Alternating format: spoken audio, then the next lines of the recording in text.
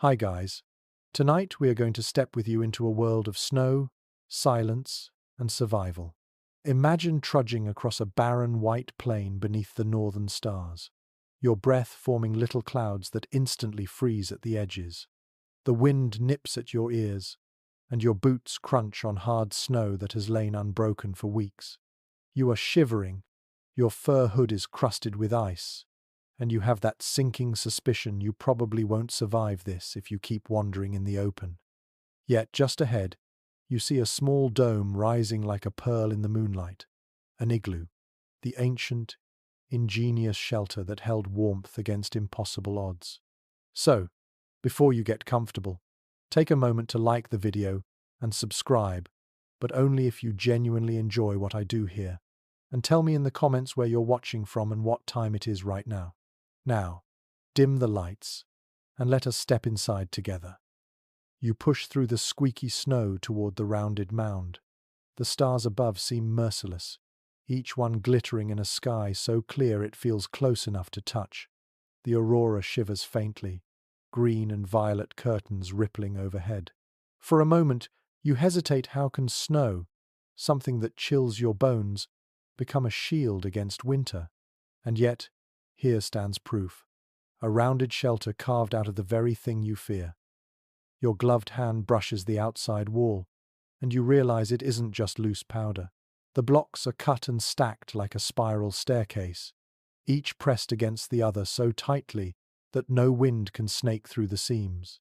A mainstream historical fact is that medieval Europeans in monasteries and castles sometimes described far-flung Arctic dwellers who built homes of snow, marveling at the idea that white frost could be a house.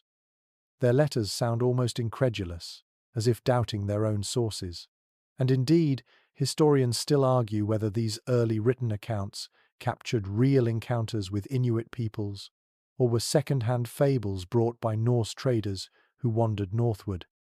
You bend low, your body hunching, and crawl toward the tiny opening. It is barely large enough for your shoulders, deliberately so. A quirky tidbit: the door is dug lower than the floor inside. This means you descend briefly, then rise, so that precious warm air inside pools above your head and doesn't leak out every time someone enters. You shuffle forward on hands and knees, snow rubbing against your mittens, and suddenly the biting wind cuts off. The silence inside hits you first. Then, slowly, you adjust to the bluish glow filtering through the snow walls. Snow doesn't block all light. Instead, it refracts it, scattering it into soft radiance. The igloo feels like the inside of a sapphire, cool but protective. You exhale, and the steam drifts gently upward, not whipped away by icy gusts but lingering. Here, the temperature difference is everything. Outside it may be 40 degrees below freezing, but in here, with bodies and a small lamp, it can hover just below freezing, even rise toward a fragile comfort. You look up. The ceiling is a smooth curve, every block angled inward with geometric precision. The people who shaped these walls learned by practice, stacking snow until mathematics became muscle memory. No mortar, no beams, just snow leaning on snow. And yet it stands. The air smells faintly of musk, fur, oil, damp boots, and you realize this is not just a shelter, it's a lived-in home. Your eyes adjust, and you notice the faint flicker of a lamp near the center. The flame is small, cradled in a soapstone bowl filled with seal oil. It sputters but holds steady, casting a dance of orange across the curved ceiling. The smoke drifts upward, clinging faintly to the snow above, leaving soft shadows like brushstrokes. You hear quiet breathing too, deeper and slower than your own. Someone is sleeping, wrapped in hides, curled against the wall. The rhythmic sound reassures you. You slide further inside, brushing loose snow from your sleeves. The platform where the sleepers lie is raised slightly higher than the floor. Cold air sinks, warm air rises. The builders understood this. Lying above ground level keeps you from shivering all night, pressed against icy snow. You hesitate before joining them, but exhaustion wins. You sit down gingerly, feeling the solid snow beneath the furs. Surprisingly, it isn't wet. Snow that is tightly packed and cold stays dry, at least until warmth starts melting it slowly. You let your head lean back against the curved wall. The snow feels strange, softly rigid, slightly damp, and humming with silence. Your ears, used to howling winds, now pick up subtler sounds. The faint crack of a block shifting as temperatures change, the soft patter of snow crystals falling from boots, and beneath it all, the dull thud of your own heartbeat, slower now, calmer in this cocoon. Still, questions linger. How long can snow last before collapsing? What if the lamp melts too much above? Scholars still debate whether medieval accounts of Arctic snow houses exaggerated their durability, describing them as permanent winter castles, when in fact many were temporary, lasting only a few nights before hunters moved on. The truth, as always, lies in between. Some igloos were fleeting, others carefully tended and repaired, holding families for weeks at a time. For now, none of that matters. You are inside, warm enough, safe for this hour. Your eyelids sag as you imagine those who first invented this brilliant survival trick, sculpting comfort out of frozen misery. And as the oil lamp flickers, you let yourself ease closer to the fur-wrapped sleepers, realizing that the night outside can howl and shriek. But here, in this fragile dome, you might just survive until morning. You are still sitting on that raised snow bench, your breath curling like wisps of smoke, when the thought dawns on you, how could snow, that brittle frozen fluff, possibly hold heat? It seems absurd, almost like trying to make a fire out of water. Yet the very structure that surrounds you is a kind of paradox. Snow is mostly air, trapped between tiny crystals, and air, when stilled, is a remarkable insulator. You feel it now, the difference between the roaring gale outside and the still cocoon inside. The temperature may not be tropical, but it is survivable, and in the Arctic, that counts as luxury. You press your gloved hand against the wall. It doesn't feel cold in the same way ice does. It has a gentle give, like a sponge, because of the countless little bubbles trapped within. That is the secret. Snow is not solid. It is porous, filled with invisible chambers of air that slow the escape of warmth. A mainstream historical fact often shared in survival guides is that soldiers in World War II, stranded in snowy battlefields, rediscovered the insulating power of snow by digging foxholes and covering them, creating crude igloos. They realized what Arctic hunters had known for centuries, that snow can be friend, not foe, if shaped wisely. You glance at the lamp, the tiny flame making a little halo. Even that weak glow radiates warmth, and you notice moisture beading faintly where heat kisses the ceiling. A quirky tidbit. The inside of an igloo can sometimes glaze over with a thin shell of ice, as warmth from bodies and lamps melts the inner snow just enough for it to refreeze. This layer strengthens the whole dome, turning it from a fragile pile into a sturdy fortress. You can almost hear the whispered reassurance of builders who saw the walls harden overnight, knowing their home would stand through storms. Still, scholars remain divided. Historians still argue whether the medieval accounts describing igloos as hot houses were exaggerations of astonished travelers or accurate observations of real comfort.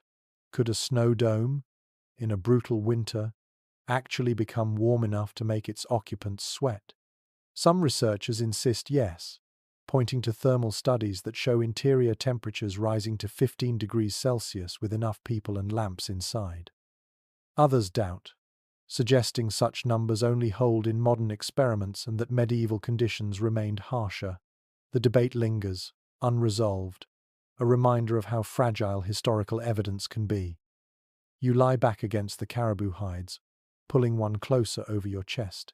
The weight presses down, not heavy but firm, and the warmth pools quickly under the cover. Your ears catch the muffled sighs of those already asleep beside you. They are bundled in layers, bodies stacked like firewood, each one another living furnace. The air tastes faintly smoky, tinged with oil, but not unpleasant like the memory of a hearth. You close your eyes for a moment, and it's astonishing how quickly your body begins to believe you are safe. Your mind drifts outward, picturing the builders outside in daylight. You see them cutting blocks from the hard-packed drifts, slicing with bone or metal knives, the edges crisp, each block the size of a child.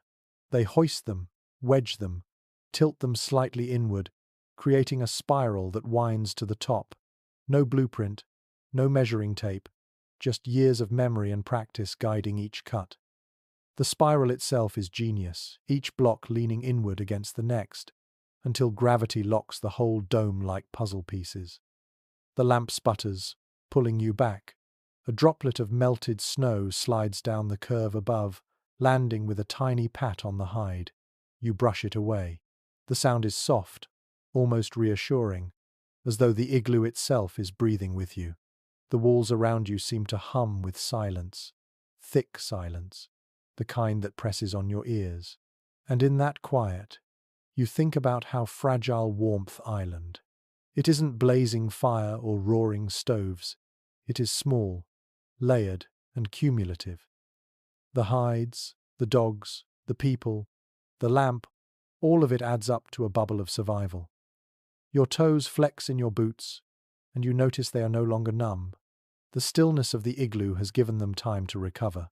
You wiggle them, almost smiling in the dark, knowing you've bought yourself another night. Outside, the stars still burn cold, and the aurora ripples on, but inside this snow dome, you finally feel the possibility of sleep.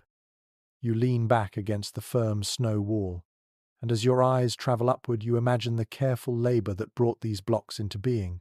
The igloo did not appear magically. It was carved, piece by piece, from the very earth of winter.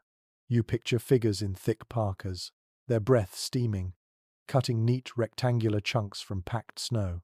A long-handled knife, sometimes bone, sometimes metal traded from distant lands, slices downward with precision. The sound is a hollow crunch, like biting into a frozen apple. Each block is pried out, lifted, and stacked with steady rhythm.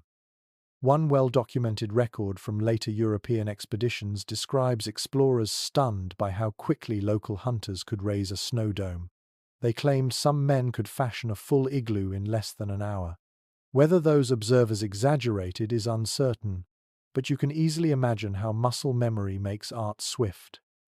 The builders, after all, had performed this ritual since youth, their hands knowing exactly how to tilt each block, how to shave an edge to fit, how to test the density of the snow by ear alone. There's a curious little note in Inuit oral tradition that some snow was considered singing snow. When cut, it made a high squeak, a tone that signaled it was perfect for building. This odd sensory trick meant that a wall's future strength could be judged not by sight, but by sound. You can almost hear it now, the squeal of snow under the blade, followed by the thud of a block settling into place. A strange measure, but effective. Experts remain divided on how far back this craft truly goes. Was the igloo already in use during the deepest centuries of the medieval period, or did its form evolve later from older, simpler snow shelters? Archaeologists can trace fragments of soapstone lamps and traces of habitation in Arctic digs, but snow itself leaves no direct evidence. It melts, erases itself, denies you the comfort of certainty. The discussion remains open, like so many mysteries in the frozen world. You stretch out on the caribou hide as you imagine the spiral rising higher. Each block must angle inward, leaning on its neighbor, a white staircase winding up into a dome. The top block, the keystone, is the most delicate. It is dropped in with care, and once it clicks into place, the structure becomes self-supporting. Without that crown, the whole might slump inward. With it, the dome becomes a unified shell, surprisingly resistant to weight. Snow can be weak underfoot, yet when shaped correctly, it can hold the press of storms. You feel a strange reassurance in that weakness transformed into resilience. Your mind drifts further. Consider the contrast. While peasants in medieval Europe stacked timber and daub to build smoky huts, here, Above the tree line, where no wood grew, families sculpted their dwellings out of snow itself. Both techniques relied on local materials, but one was rooted in fire and earth, the other in ice and air. It is a reminder that necessity shapes culture as firmly as any king's decree. Inside the igloo, you hear the faint creak of snow as temperatures shift. The dome is alive, breathing, expanding, contracting. Every snap makes your heart jolt, though the others sleeping beside you remain still, unbothered. They trust the structure because they built it. You are the outsider, imagining collapse at every sound. But gradually you too accept the rhythm. It becomes like a heartbeat, steady, natural part of the night. Your nose catches another detail. The blocks were cut from wind-packed snow, harder than the powder drifting across open plains. If one tried to build from loose flakes, the walls would crumble. That's why builders sought the right drifts. Snow sculpted by storms into dense, layered slabs. Some even claim you could taste the difference, the compact snow crunching on the tongue, while powder vanished instantly. It's a peculiar thought, yet perhaps true. The senses were survival tools here, tuned sharper than yours. You close your eyes, listening to the silent dome around you, and you realize the labor of cutting and stacking was not only functional but almost ceremonial. Every block carried meaning: protection, endurance, continuity. Without them, winter meant death. With them, it meant sleep, dreams, stories. That spiral wall of snow was more than shelter. It was memory, tradition, and proof that humans, in any age, could coax safety from even the most hostile environments. And so, as your body softens into the warmth of hides, you imagine the builders outside, their tools biting the snow, their laughter drifting through frosted air, their backs strong from years of practice. You see them fitting the keystone at last, sealing the dome, stepping back in satisfaction. Then, like you now, they crawled inside, leaving only a small hole for air, a glow for light, and the soft hush of snow to guard their sleep. You feel yourself easing deeper into the furs, but your mind lingers on the peculiar entrance you had crawled through earlier. It was narrow, so narrow you had to shuffle on hands and knees, your breath puffing against the snow as you pushed forward. At first, you might think it was clumsy design, but in fact, it was clever engineering born of countless winters. The entrance mattered just as much as the dome itself, and its tiny size was the difference between shivering misery and bearable warmth. One reliable account from 19th-century explorers describes how they nearly suffocated themselves by digging larger doors into their snow shelters. They discovered quickly that every time someone opened a wide flap, the trapped heat fled like a frightened bird. Small tunnels, by contrast, created a pocket where cold air settled, a kind of natural airlock. When you crawled up into the living space, you had already left the freezing gusts behind. And as you think back on your own entrance, you realize that detail descending then rising is no accident. Warmth floats higher than cold, so the builders shaped the tunnel to sink slightly, letting the chill slide down and stay trapped at the bottom. Here's an odd little observation from old Inuit stories.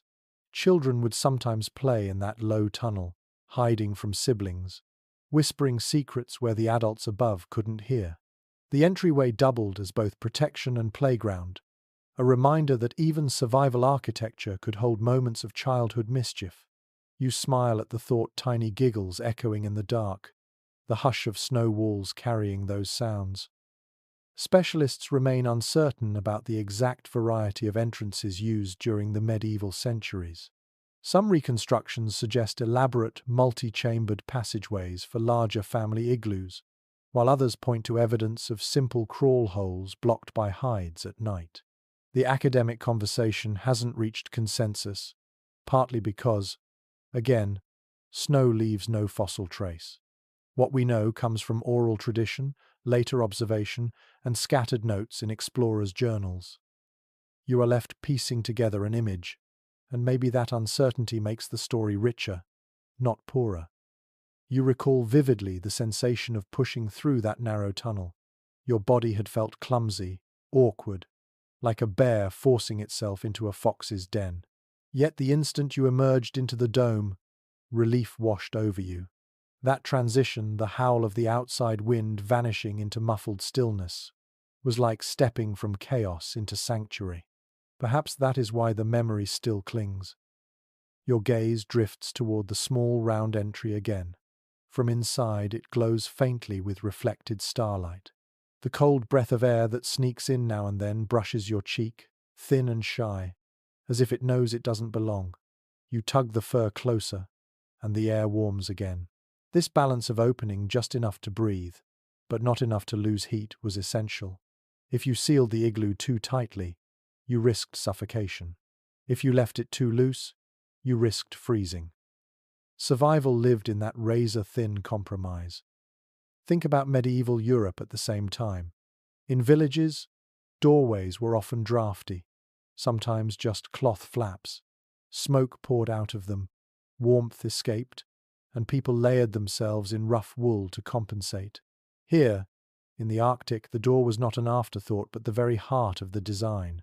No grand entrances, no carved thresholds, just practical physics written in snow. The hushed soundscape reinforces the cleverness. Each time the wind rises, rattling the outer world, the tunnel catches it, funnels it downward, and blunts it before it reaches you.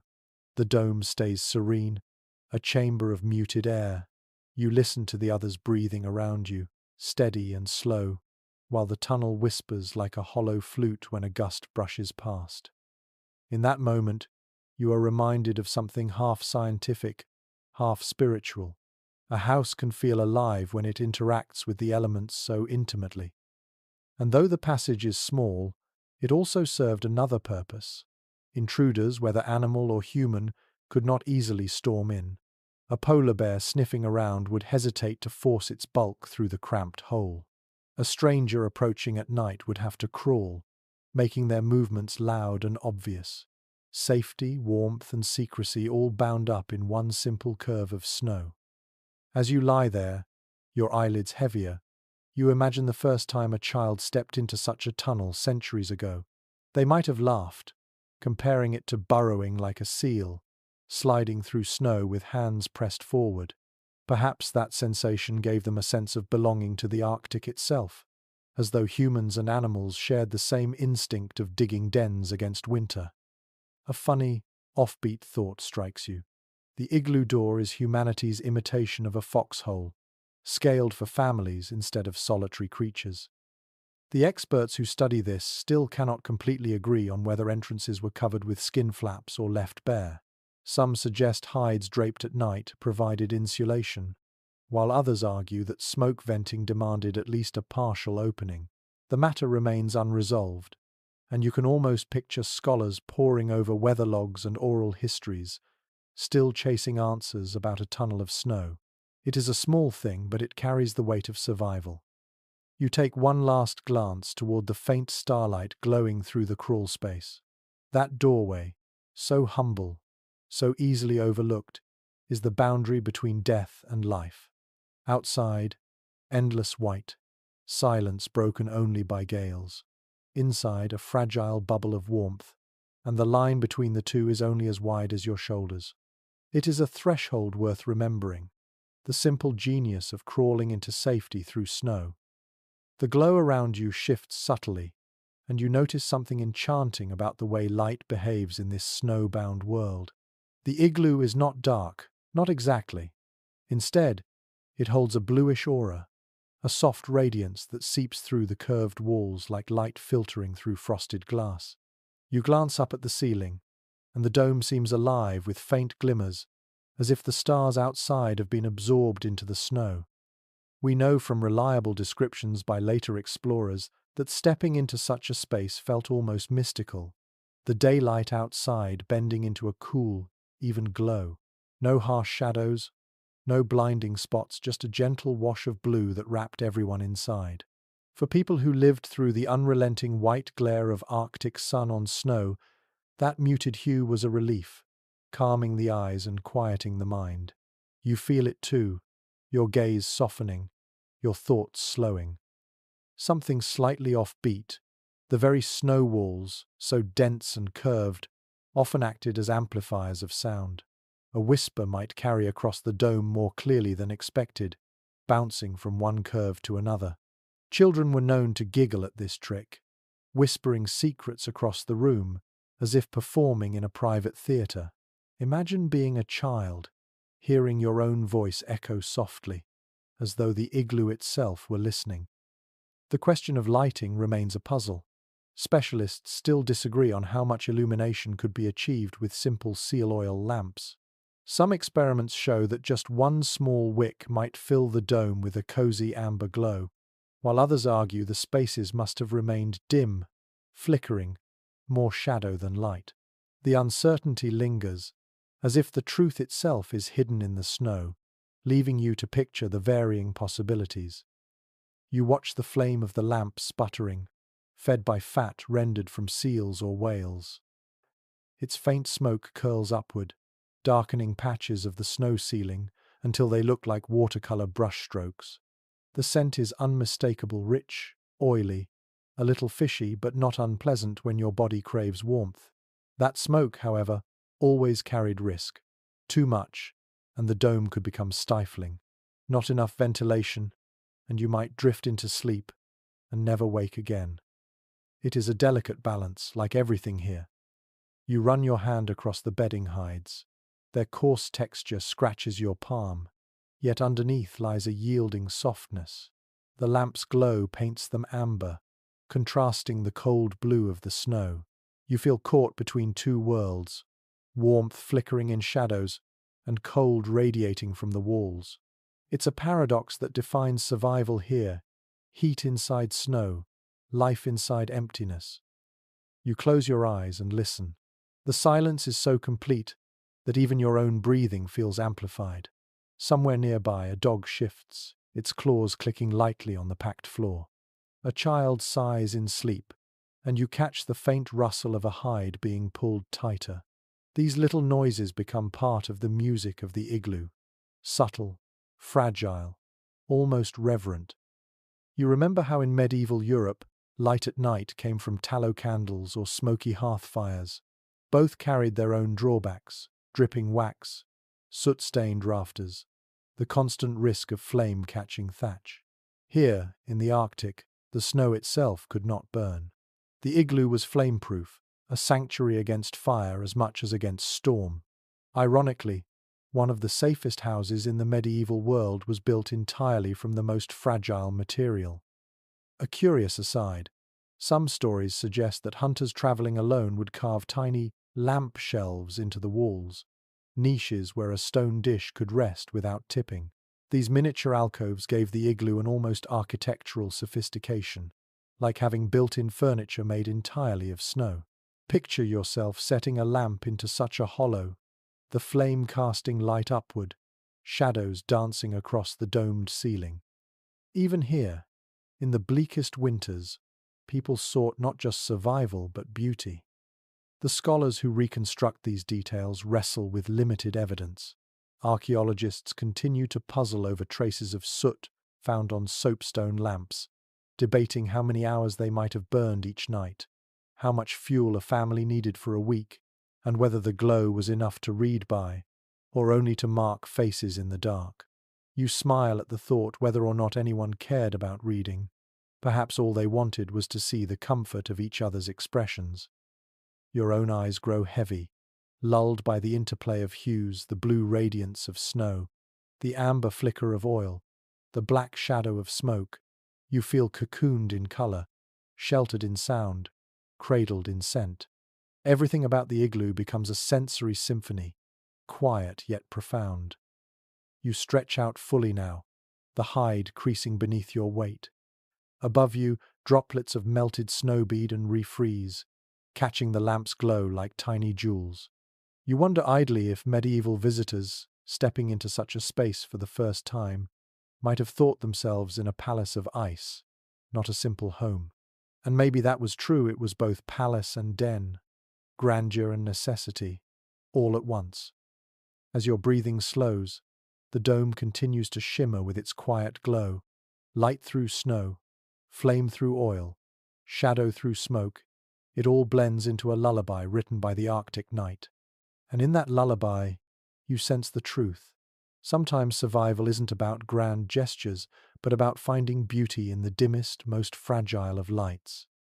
You shift slightly on the layered hides, and your body registers the difference between where you sit now and the lower entry tunnel you crawled through earlier. The air here is distinctly warmer, not tropical, but noticeably gentler on your cheeks and fingertips. The reason, though subtle, is brilliant in its simplicity. The sleeping platform is raised above the ground. One accepted detail from survival manuals points out that warm air naturally rises, while colder currents pool at the bottom of enclosed spaces. Medieval Europeans understood this principle intuitively. In their stone keeps, lords often slept in upper chambers where warmth collected, leaving the drafty lower floors to servants. In the Arctic, builders mirrored the same instinct, but without stone or wood. Instead, they shaped the igloo floor so that the central area dipped slightly, while the sleeping ledges curved upward. Lying on that ledge, you escape the heaviest chill and bask in the faint heat accumulating near the ceiling. A curious side note, some families even sculpted multiple tiers into larger domes, a ledge for parents, another for children, sometimes an extra layer for guests or for storing supplies. To the outside eye, it might look like nothing but a snow hut, but inside it became a multi-level home, organized by height and purpose. You imagine clambering up one of those tiers, each step carrying you into slightly warmer air, like climbing invisible ladders of heat. The academic conversation hasn't closed around exactly how elaborate these interior designs were during the medieval centuries. Some anthropologists argue that most igloos were Spartan: one bench, one lamp, nothing more, while others point to oral traditions describing intricate layouts with shelves, niches, and even small partitions. The disagreement reveals more than architecture. It shows how little the outside world truly understood about these frozen households, leaving modern minds to reconstruct possibilities from fragments and stories. You run your hand along the surface of the bench you're lying on now. It feels surprisingly smooth, carved deliberately flat with the builder's knife. A layer of hides and furs softens the hardness, but beneath them you sense the sculpted snow, solid and intentional. The bench is not just practical. It represents careful thought about how to shape comfort from unyielding material. You picture the family who built this space, taking pride in the perfect curve of the ledge, knowing their children would sleep warmer because of it. Lying here, you realize the height gives you another advantage. The air feels less damp. Cold pockets near the floor often hold more moisture, tiny icy drafts that make your bones ache. But up here, the air moves differently, less biting, more forgiving. It's a tiny difference. Yet when nights are endless and temperatures lethal, such details decide whether you wake with stiff joints or with the strength to hunt again. Your thoughts wander to the medieval huts of Europe once more. Picture peasants huddling on raised straw pallets above the dirt, trying to stay out of the damp ground chill. The logic is universal. When survival is at stake, humans everywhere discover the same truths, shaped by the physics of air.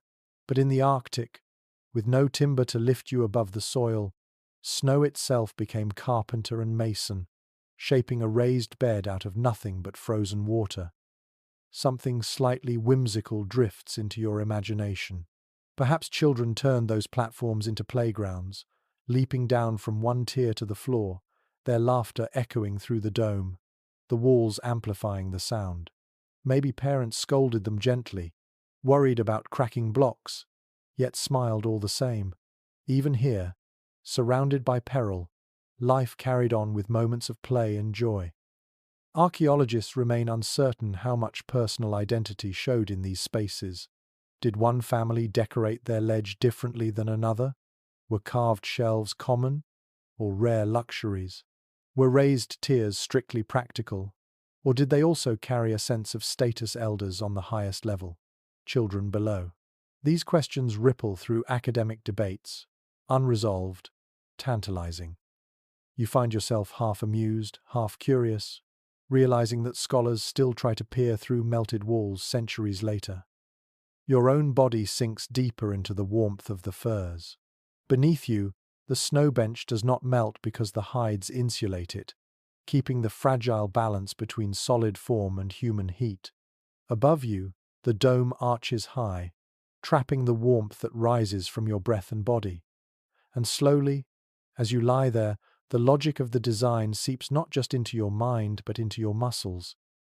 You feel the calm assurance of sleeping in a space built for survival, where every curve, every ledge, every choice is a step toward life. The thought lulls you further. The snow is not just snow, it is memory, craft, and quiet wisdom. It shapes itself into a bench that lifts you above the cold floor, a stage where your body can finally rest. And as your eyelids grow heavy, you recognize how extraordinary it is that something so simple, a raised platform carved from snow, could transform unbearable winter into a place of sleep. The hides around you shift as you pull them tighter, and your nose fills with a musky, earthy smell, something wild, something animal. It is not unpleasant. In fact, it speaks of survival. These hides and furs are more than blankets. They are the final barrier between your fragile body and the Arctic's frozen grip. You run your hand across the thick hair of a caribou pelt, coarse at first, but softening where the underlayer is dense and springy. One common detail repeated in early ethnographic journals is that caribou hides were favored above most others. Why? Because their fur, with its hollow hairs, trapped more air than ordinary pelts, creating insulation that was almost unmatched. You notice this as you shift again. The caribou hide feels light, yet it traps warmth in seconds. Lay enough of them together, and the platform beneath you transforms into a cocoon. Here's an odd little glimpse into the texture of life. Musk ox hides were also treasured, but they carried a pungent odor when fresh, one that clung stubbornly to the nose.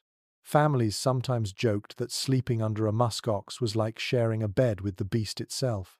Yet, in the bitterest nights, no one complained. Smell was a small price to pay for warmth that could save a life. You imagine wrinkling your nose as the scent lingers, but then sighing gratefully as the heat builds around your chest. There's lingering disagreement among researchers about how bedding was layered in medieval centuries. Some argue that families stacked hides directly on snow, while others suggest brush or moss might have been laid beneath to prevent dampness from seeping upward. Evidence is scarce, since plant material rarely survives Arctic conditions. The truth remains veiled, leaving you to picture either soft nests of caribou hair or simple piles of skin thrown down in urgency. You tug one hide over your shoulders and feel the tiny sharp edges of stitched sinew. These weren't just raw skins. They were sewn together with bone needles and thread, made from animal tendons, tough yet flexible. You can almost hear the quiet rhythm of sewing, a mother or grandmother humming softly as her hands work in firelight, each stitch a promise of warmth for her family. Such moments are lost to written history, but you can feel them living on in every seam pressed against your fingertips. The hides aren't only practical, they carry memory. Each pelt speaks of a hunt days of tracking, the sharp cry of victory, the butchering, the careful preservation of every usable piece. You are sleeping inside a history of labor and respect. No part of the animal is wasted, and each hide becomes both protection and story. You roll over, and it's as if you can hear echoes of the hunt in the rustle of fur. Compared to medieval Europe's rough wool blankets, these hides are heavier, richer, closer to the bone. European peasants, shivering on straw pallets, relied on woven cloth and perhaps a sheepskin. Kings themselves, in their castles, layered furs brought from trade, though not always with the insulating efficiency of Arctic hunters. Here, necessity stripped away luxury and replaced it with precision. If you did not have hides, you did not have sleep. A curious aside, elders sometimes claimed that children slept more soundly when bundled under reindeer skins than under any other. The hollow hairs supposedly lulled the body into warmth more quickly, making infants less fussy through the night. Whether this is folklore or physiology, you cannot tell. But you can almost picture a swaddled child snoring gently, tiny breath clouds fogging the dim air, parents resting easier beside them. Archaeologists continue to puzzle over how families balanced bedding with limited resources. Did they prioritize elders with the thickest hides? Did hunters claim the warmest furs to stay strong for the chase? Or did families share everything equally, piling on whatever was available? The debate carries undertones of social order, of how survival reorganized family hierarchies under the pressure of cold. You stretch out, letting your fingers trail across different textures, the sleek shine of seal skin, almost slippery under your palm, the deep shag of wolf fur, coarse but protective, the dense cushion of caribou, springy and full of trapped air. Each has its own rhythm, its own way of cradling your tired body. Together, they form a patchwork quilt of the Arctic wilderness, stitched into the heart of the igloo. Your eyelids grow heavier as you sink further into this bedding. You feel the hides press against you, warm from your own breath, smelling faintly of the animals that once roamed the tundra. There is something strangely intimate about this, the closeness of human life and animal sacrifice, the intertwining of existence. You are not separate from nature here.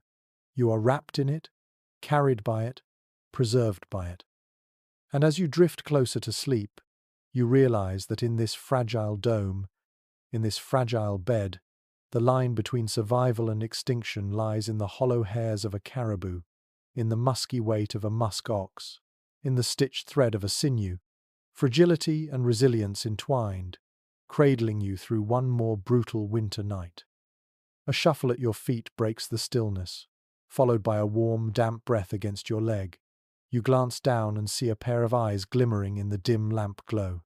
The sled dogs, faithful companions and workers alike, curl themselves in tight circles near the sleeping bench, their bodies radiating heat as steadily as small stoves. The igloo was never meant for humans alone, it was a shared chamber of survival. We know from reliable accounts of early Arctic travelers that families often invited their strongest dogs indoors during the most punishing storms. Not for sentimentality alone, though affection was surely part of it, but because the dogs were precious. They pulled sleds, carried supplies, and guarded the camp. Losing them to frostbite or exhaustion could mean losing the family's own mobility and safety. So the dogs came inside, their paws thawing, their fur steaming faintly in the warm air, their hearts beating in rhythm with their human companions. Here's a curious detail that lingers in oral tradition.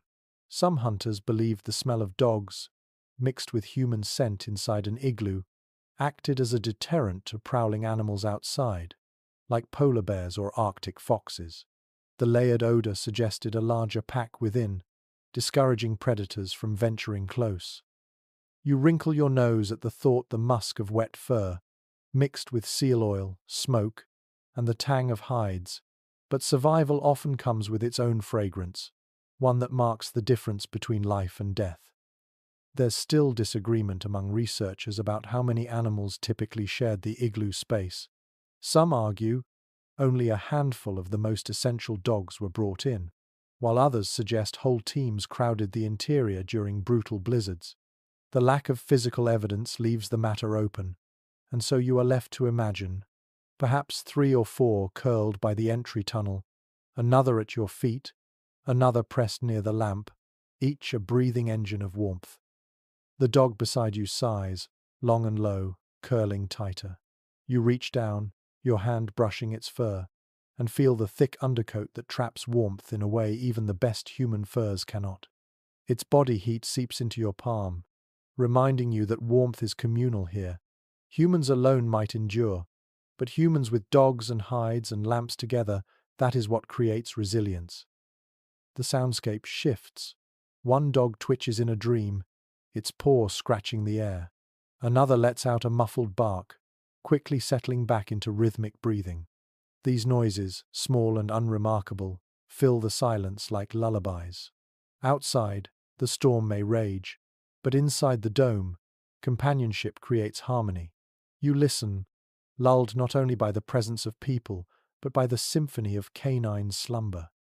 In medieval Europe, dogs often guarded doors and slept near hearths, but their role was different, more boundary than partner. Here, in the Arctic, the line between human and animal blurred into partnership. The dogs ate from the same food supplies, worked alongside their owners, and at night shared their body heat in the same shelter. They were not merely pets, they were colleagues in survival. Something a little whimsical enters your thoughts. Imagine a child, nestled between parents, drifting towards sleep with one hand buried in a dog's fur, fingers tangled in warmth. The child feels safer, less afraid of the wind outside, because the dog is there, steady, strong, and loyal. Such scenes never made it into explorers' journals, but you can sense them anyway, hidden in the quiet intimacy of shared survival. Anthropologists continue to question the full extent of the bond between dogs and Arctic peoples during the medieval period. Did the animals sleep indoors every night, or only in extremity? Were they fed special rations for warmth, or left to scavenge scraps? The debates swirl endlessly, because the written record is sparse, but the oral histories and the still practiced traditions suggest the answer is both. It depended on the storm, the hunt, the season. Flexibility, not rules, defined survival. The dog at your feet shifts again, pressing closer. Its breath fogs in the cold air, and you feel the heat linger on your ankle. You close your eyes, and in that moment, the presence of the animal feels as comforting as the hides and the lamp. Humans alone would shiver and wake often, but with animals pressed against them, they could sink deeper into sleep, hearts steadier, muscles relaxed. You drift with that thought, recognizing that survival is rarely solitary. It is built on webs of connection between people, between animals, between the elements themselves. The igloo is proof of that truth. Snow walls, human bodies, dog warmth, lamp fire, all separate pieces, meaningless alone, but together a miracle of endurance. And as you settle further into the bedding, lulled by the gentle chorus of canine breaths, you realize you are not just inside a shelter. You are inside a community, woven from fur, flesh, breath, and trust. That, more than anything else, is what makes the night survivable. The lamp sputters once more, and a faint puff of smoke curls upward toward the dome. Your eyes follow it, mesmerized by how the dark tendril twists and spreads before thinning into the pale blue of the snow ceiling. The air smells dense with oil, sharp and fatty, leaving a film on your tongue. It is not the scent of wood smoke you might know from fireplaces or campfires elsewhere.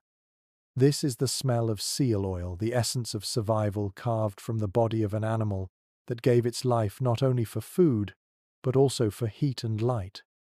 A well-recorded observation from Arctic journals notes that these stone lamps, called quillik by the Inuit, were the heart of the home. They were more than just flickering flames. They dried clothing, warmed food, and kept frost from building too thick on the walls. Without them, nights in the igloo would have been colder, damper, and lonelier. You feel that truth in the heat brushing your cheek now, a fragile circle of warmth in a hostile world. A curious note surfaces in your imagination. Some lamps were filled not only with oil but with a wick made from dried moss or Arctic cotton, gathered painstakingly from summer marshes. The sight of a glowing lamp, fueled by plant and animal alike, tied the family to two seasons at once, summer's brief greenery and winter's long hunger. You can almost smell the faint, earthy tang hiding beneath the heavy animal scent, though perhaps that is only your mind conjuring what once was. There's continuing debate among scholars about the side effects of this nightly smoke. Did families suffer long-term lung damage from inhaling the fumes? Some medical historians suggest yes, noting that soot deposits have been found on ancient lamp bowls. Others argue that careful tending and small ventilation holes kept air circulation steady enough to prevent danger. You sit inside the dome now, inhaling the thick air, and wonder which is closer to truth. The walls seem to breathe with you, taking in smoke, exhaling calm. Your ears pick up the faint crackle of the wick as it eats the oil. The sound is subtle but comforting, like the ticking of a clock. In this frozen wilderness, that crackle marks time as reliably as church bells once did in medieval towns far to the south. Each hiss is a reminder that life continues, minute by minute, so long as the flame holds. The ceiling bears its scars. You see streaks of soot, black veins staining the pristine whiteness of snow. They arch above you like ancient cave drawings, a record of every night the lamp burned. Imagine a scholar centuries from now crawling into such a collapsed igloo, chipping through frozen layers, finding these faint black traces, and wondering how many stories they held. The igloo itself becomes both shelter and canvas, marked by fire in the heart of snow. The warmth makes you drowsy. You feel sweat pricks slightly under your arms, surprising after hours of shivering outside. But with the warmth comes a delicate danger. Too much heat, and the ceiling might drip steadily, pooling water on the hides. Too little, and frost reclaims its grip, chilling every breath. The lamp has to be tended constantly, trimmed and fed, like a baby needing attention. One neglected wick, one lamp left to sputter out, and the cocoon of survival could shatter. Your mind drifts outward again, comparing. In medieval Europe, hearths filled great halls with roaring flames, smoke pouring through rafters, sometimes choking entire rooms. Fires were both luxury and hazard, burning whole wooden villages to ash. Here, by contrast, the flame is small, precise, enclosed. It does not dominate the room but coexists with it. It teaches humility. You don't need grandeur to live, only enough light to see faces and enough warmth to keep skin from cracking. A whimsical image forms. Perhaps children stared at the lamp flame as though it were a storyteller itself, its flickers casting shadows that resembled spirits on the wall. Maybe parents warned them to be quiet, to let the lamp speak with its crackle. The lamp was more than tool. It was the companion of every night, flickering at the center of life. Archaeologists remain uncertain about how long lamps typically burned before being refilled. Some evidence suggests several hours at a time. Others argue the tending was near constant. They puzzle over the quantities of oil harvested each season, calculating how many seals had to be hunted just to keep families through the winter.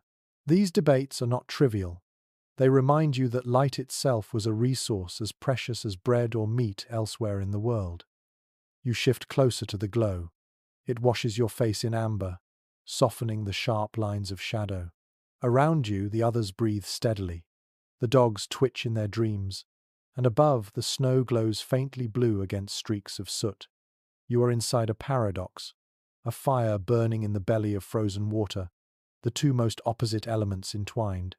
And in that paradox lies the secret of survival. You let your eyes close, lulled by the faint hiss, the musky scent, the warmth on your cheek. The lamp breathes with you, steady, fragile, eternal in its own way.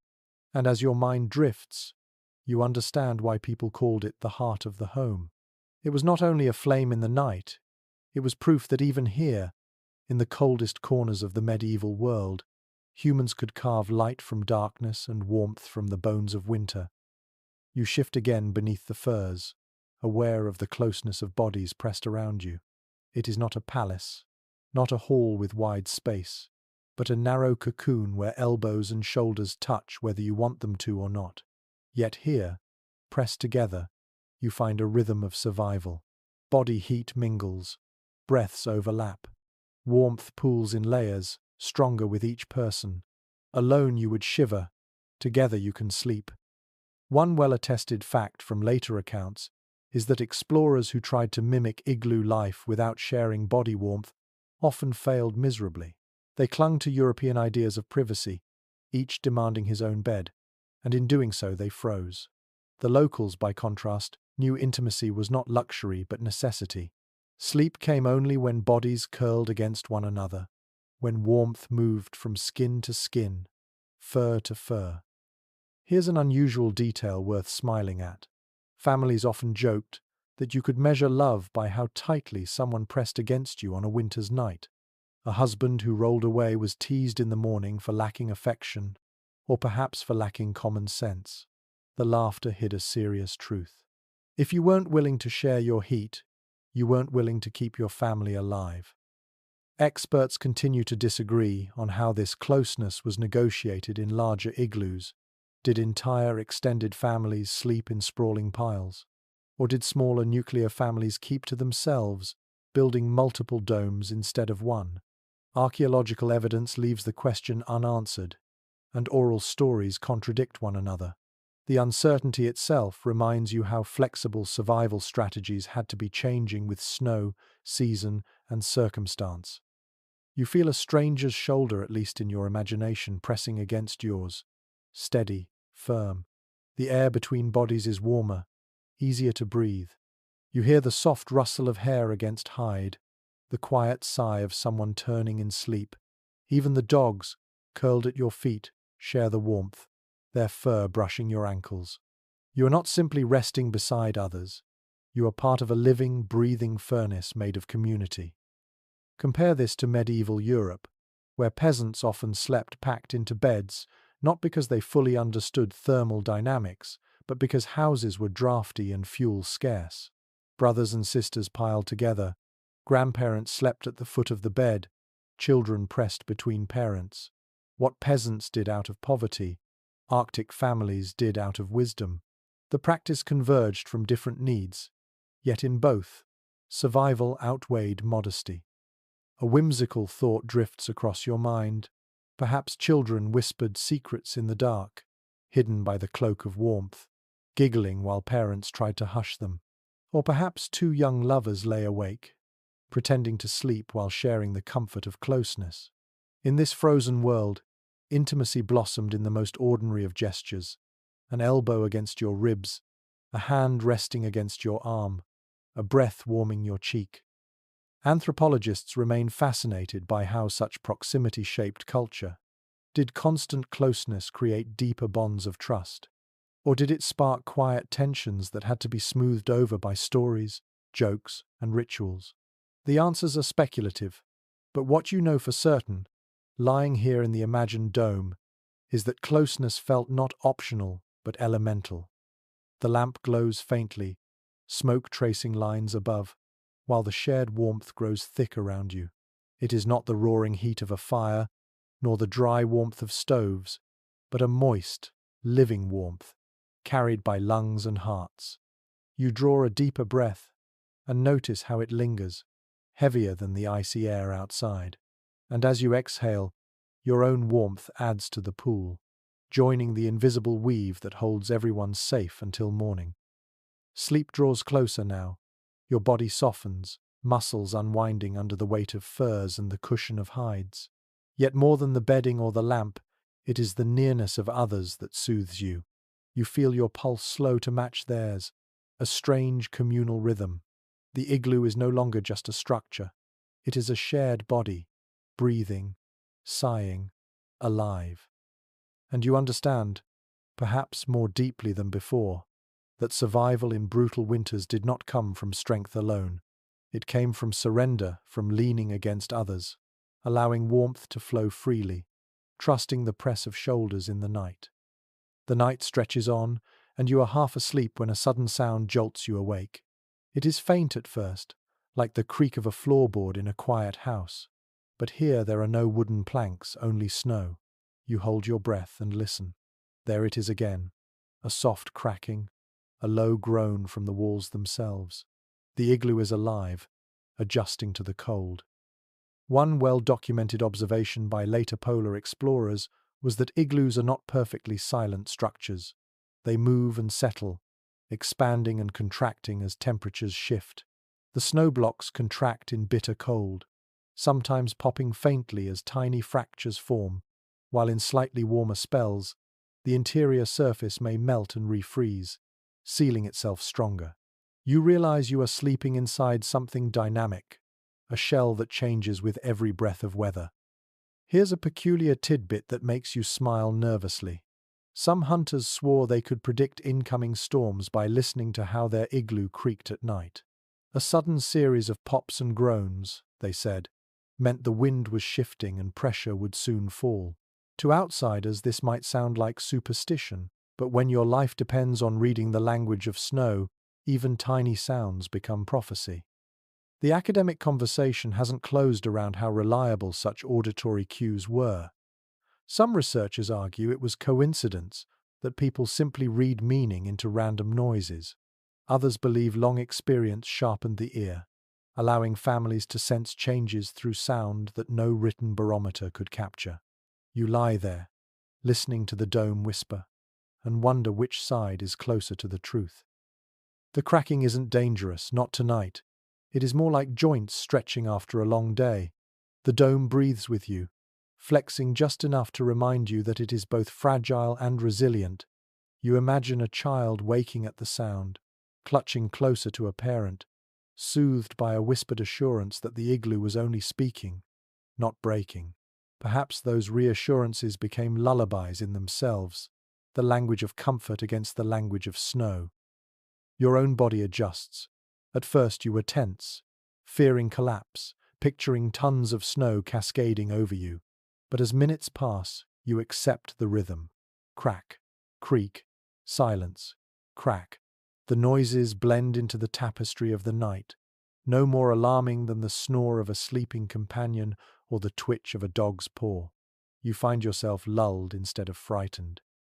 In medieval Europe, homes groaned for different reasons: timbers settling, winds rattling shutters, smoke hissing in chimneys. Those sounds, too, could be ominous or comforting, depending on how well you knew them. In both worlds, safety meant learning the voice of your shelter, trusting it to complain but not collapse. A whimsical thought crosses your drowsy mind. Perhaps the igloo is like a great sleeping creature, shifting in its dreams. The cracks are its snores, the faint drips of melt its sighs. You live for a time inside its belly, carried through the night by its patient endurance. The idea is almost comforting, though you know rationally it's only snow and cold. Still, imagination keeps fear at bay. Archaeologists still debate how often igloos actually collapsed in use. Were they rare accidents, or common occurrences accepted as inevitable? Without written records, no one can say for sure. But oral stories hint at both tragedies: when domes failed under sudden thaws, and laughter when children leapt too wildly on roofs and sent the ceiling tumbling. The truth is likely somewhere between. Danger was real, but not constant. You turn on your side, pressing closer to the furs, and the cracking continues at intervals. But now it feels less like warning, more like reassurance. The dome is adjusting, responding, strengthening. Its voice becomes part of the night's chorus, joining the dog's snores, the lamp's hiss, the steady breaths of companions. Sleep tugs at you again. You allow the sound to wash over you, reminding yourself that every shelter speaks. Wooden rafters, stone arches, snow domes, each has its language. The trick is learning when to fear and when to trust. Tonight, you choose trust. The cracking fades into silence, and soon another sound drifts into your ears, softer, lighter, filled with laughter. You turn your head and see children huddled together near the raised ledge, their tiny hands flicking chords between their fingers. In the dim glow of the oil lamp, the strings shimmer like spider silk. They are playing cat's cradle, weaving figures of birds, fish, and hunters' bows, the strands catching firelight and snow-glow alike. One reliable account collected in the 19th century notes that string games were more than amusement. They were teaching tools, passing on images of tools, animals, and spirits in a world where drawing and writing were rare luxuries. A child could learn how to imagine a seal or the arc of a bowstring long before handling the real thing, simply by pulling and twisting cords. You watch, fascinated, as a girl's small hands stretch the pattern wide, revealing a shape like a star, before she bursts into muffled giggles. Something slightly unusual drifts into your awareness. In some Arctic traditions, string games were believed to be dangerous during certain seasons. Elders warned that playing them when the sun never set in summer could anger the spirits or entangle hunters in bad luck. Whether superstition or symbolic teaching, these taboos gave weight to play, reminding children that even games were woven into cycles of nature. You wonder whether those warnings were whispered on long nights like this, or whether children sneaked games anyway when parents dozed. Researchers remain divided about just how widely these games were practiced in the medieval centuries. Some anthropologists argue they were nearly universal, while others insist they belonged only to particular clans or regions. The academic disagreement leaves the truth blurred, but the string still glides between the children's fingers tonight, glowing faintly in lamplight, as though time itself cannot sever it. You listen closely to the children's giggles. They are soft, muffled, respectful of the sleepers nearby.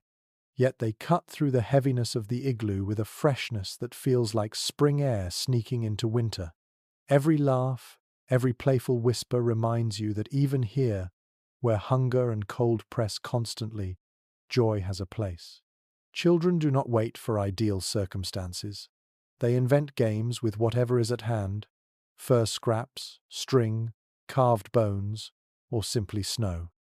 You remember that in medieval Europe too, children played even in poverty. Pebbles became toys, sticks became swords, straw dolls cradled in soot-dark cottages. In both worlds, play offered escape from hardship, training for the future, and bonds of community. Laughter, you realize, is as essential as fire. A whimsical thought crosses your mind. Perhaps these children, wrapped in hides, string looping across their fingers, dreamed of stories just as complex as those told by adults. Each pattern of string could represent not only tools and animals but entire adventures: the hunt for a caribou, the chase of a fox, the leap of a salmon. A child's imagination, amplified by lamplight, might have built whole worlds inside a dome of snow. Archaeologists and historians puzzle over the significance of such play. Was it pure leisure, or was it symbolic teaching, weaving knowledge into hands that would soon wield spears and sew hides? They may never know for certain, but lying here, watching the string figures flash in firelight, you feel the answer must be both. Games were never just games. They were practice for survival, disguised as joy. The laughter ebbs, and one child yawns, dropping the cord into a tangled heap. A mother reaches out, smoothing her child's hair, whispering something too soft to hear. The children settle under hides, their giggles replaced by sighs of sleep. But the warmth they've left behind lingers in the air. Not physical heat, but emotional. The dome feels brighter somehow, as if their laughter has carved light into the snow itself. You roll onto your back and close your eyes. The memory of string games lingers on your lids, glowing shapes dancing like auroras. You realize the igloo is more than a shelter of snow. It is a theater, a classroom, a cradle of imagination. And as the children slip into dreams, you too are carried into slumber, soothed by the knowledge that play and laughter endure even in the harshest winters. Your eyelids grow heavy, but the night refuses to stay silent. A new chorus rises, not from inside the dome, but from the world beyond. The wind begins to gather itself, moaning across the snowfields like a restless choir. The sound filters through the walls in muted tones, turning sharp shrieks into low, ghostly hums. You lie still, listening.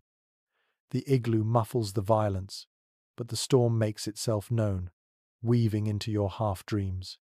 One credible detail from early explorers' journals is that wind outside an igloo could howl, so fiercely it drowned out conversation if you dared step beyond the door. Yet inside, the sound shifted, softened, transformed into music. Families described it as the singing of the night.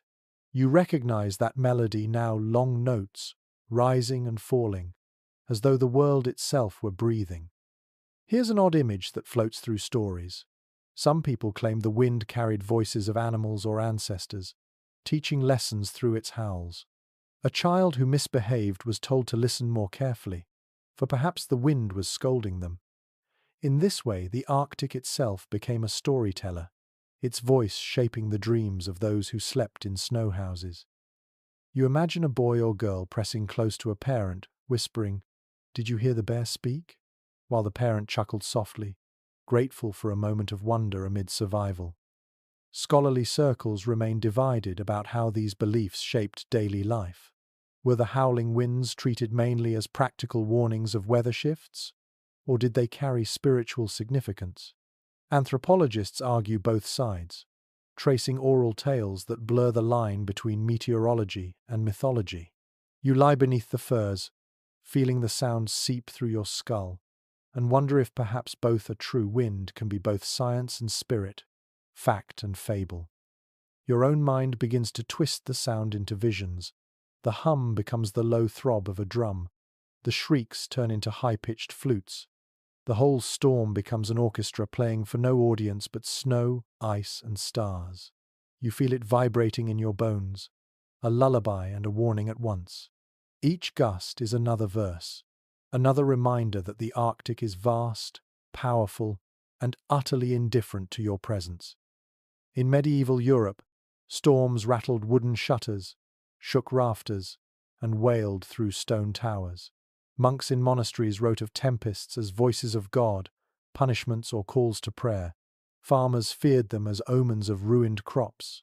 Here, in the Arctic, the same elemental force became a constant winter companion. The difference was not the sound itself, but how people learned to live with it. You think of monks and hunters, thousands of miles apart, both lying awake, listening to the same restless wind through different walls. Something whimsical stirs in you. Perhaps a child, drifting between sleep and wakefulness, once imagined the storm as a giant animal circling the igloo, pawing at the snow, growling in frustration that it could not break in. And maybe, soothed by that thought, the child felt safer if the storm was a creature, then the igloo was a fortress strong enough to hold it at bay. Archaeologists continue to puzzle over how much weather sounds shaped folklore. Was the howling simply endured, or was it woven into stories passed down by firelight? No written record confirms it, only fragments of myth and memory hinting at how deeply the wind entered the imagination. The uncertainty leaves you free to dream your own version, letting the storm become what you need it to be. The dome trembles faintly with each blast, but the walls hold. The snow creaks, adjusts, and remains steady. You feel a wave of gratitude for the builders, for their skill that allows you to listen to the storm without being consumed by it. The igloo is not silent, it is an instrument, turning shrieks into whispers, danger into lullaby. Your breathing slows to match the rhythm of the wind's song. Each inhale rises with the gusts. Each exhale falls with their fading. You let yourself drift, half awake, half dreaming, carried on the music of the storm. The night outside may be merciless, but inside, wrapped in hides and warmth, you find peace in the strange harmony of snow and wind. You are not fully asleep when a different noise joins the storm's chorus, softer, sharper, deliberate, scraping. You lift your head slightly, heart beating faster. At first it could be snow shifting, but then comes another sound, a faint snuffle, the unmistakable rhythm of an animal's breath pressed close against the wall. Your skin prickles, something is outside. One reliable record from northern hunters describes nights when Arctic foxes prowled near the walls of igloos, pawing lightly at the packed snow in search of scraps. These creatures, small and wily, often scavenged where humans lived, trusting their noses more than their caution. You imagine the sleek body of a fox now, pacing outside your dome, sniffing at the faint smell of dried fish and seal oil clinging to your clothes. Here's an odd little story from oral tradition. Some people believed foxes were tricksters, spirits in disguise, testing whether families kept their shelters clean. A well-fed fox outside meant you had been careless, leaving scraps to lure it. A hungry fox circling, however, was a warning of harsher times ahead. You picture its shadow darting across the moonlit snow, and the thought unsettles you. What message is it bringing tonight? The academic debate persists over larger threats. Could polar bears truly be deterred by small igloos? Some researchers argue the structure offered real protection. Bears, massive as they were, often ignored the strange mounds. Others claim the safety was partial at best, noting accounts of collapsed domes where paw prints lingered outside. The scholarly disagreement underscores the fear. When you hear a heavy snuffle in the night, you never know whether it belongs to a fox or a beast large enough to shatter your world. You lie still, ears straining. The sound outside grows heavier, slower. Snow crunches under weight. The dogs stir, one growling low in its throat, another whining faintly. The lamp flickers, and the silence inside grows taut. For a moment you picture claws tearing through the wall, a massive paw sweeping hides and bodies into chaos. But then the sound shifts again, lighter, quicker. Not a bear, likely a fox after all, or perhaps a curious wolf nosing around. The tension eases, though your heart still hammers. In medieval Europe, night visitors were thieves, raiders, sometimes even spirits imagined in folklore. Doors and shutters stood between families and danger. Here, in the Arctic, the boundary was thinner, just a curve of snow separating you from the wild. Yet the principle remained the same.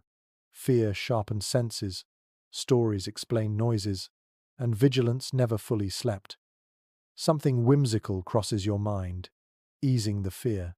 Perhaps children once whispered that if a fox circled your igloo 3 times, it was bringing good luck, guiding hunters to prey the next day. Perhaps the scratching was not menace but promise. You smile faintly in the dark, soothed by the idea that even dangers could be recast as blessings when survival demanded hope. Archaeologists and storytellers remain uncertain how common such animal encounters truly were. Did most families pass nights in peace, or was every sleep haunted by scrapes and snuffles? Without direct records, you cannot know.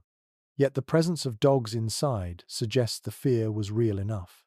Animals were companions, yes, but also sentinels, their ears sharper than yours, their growls louder warnings than any human whisper.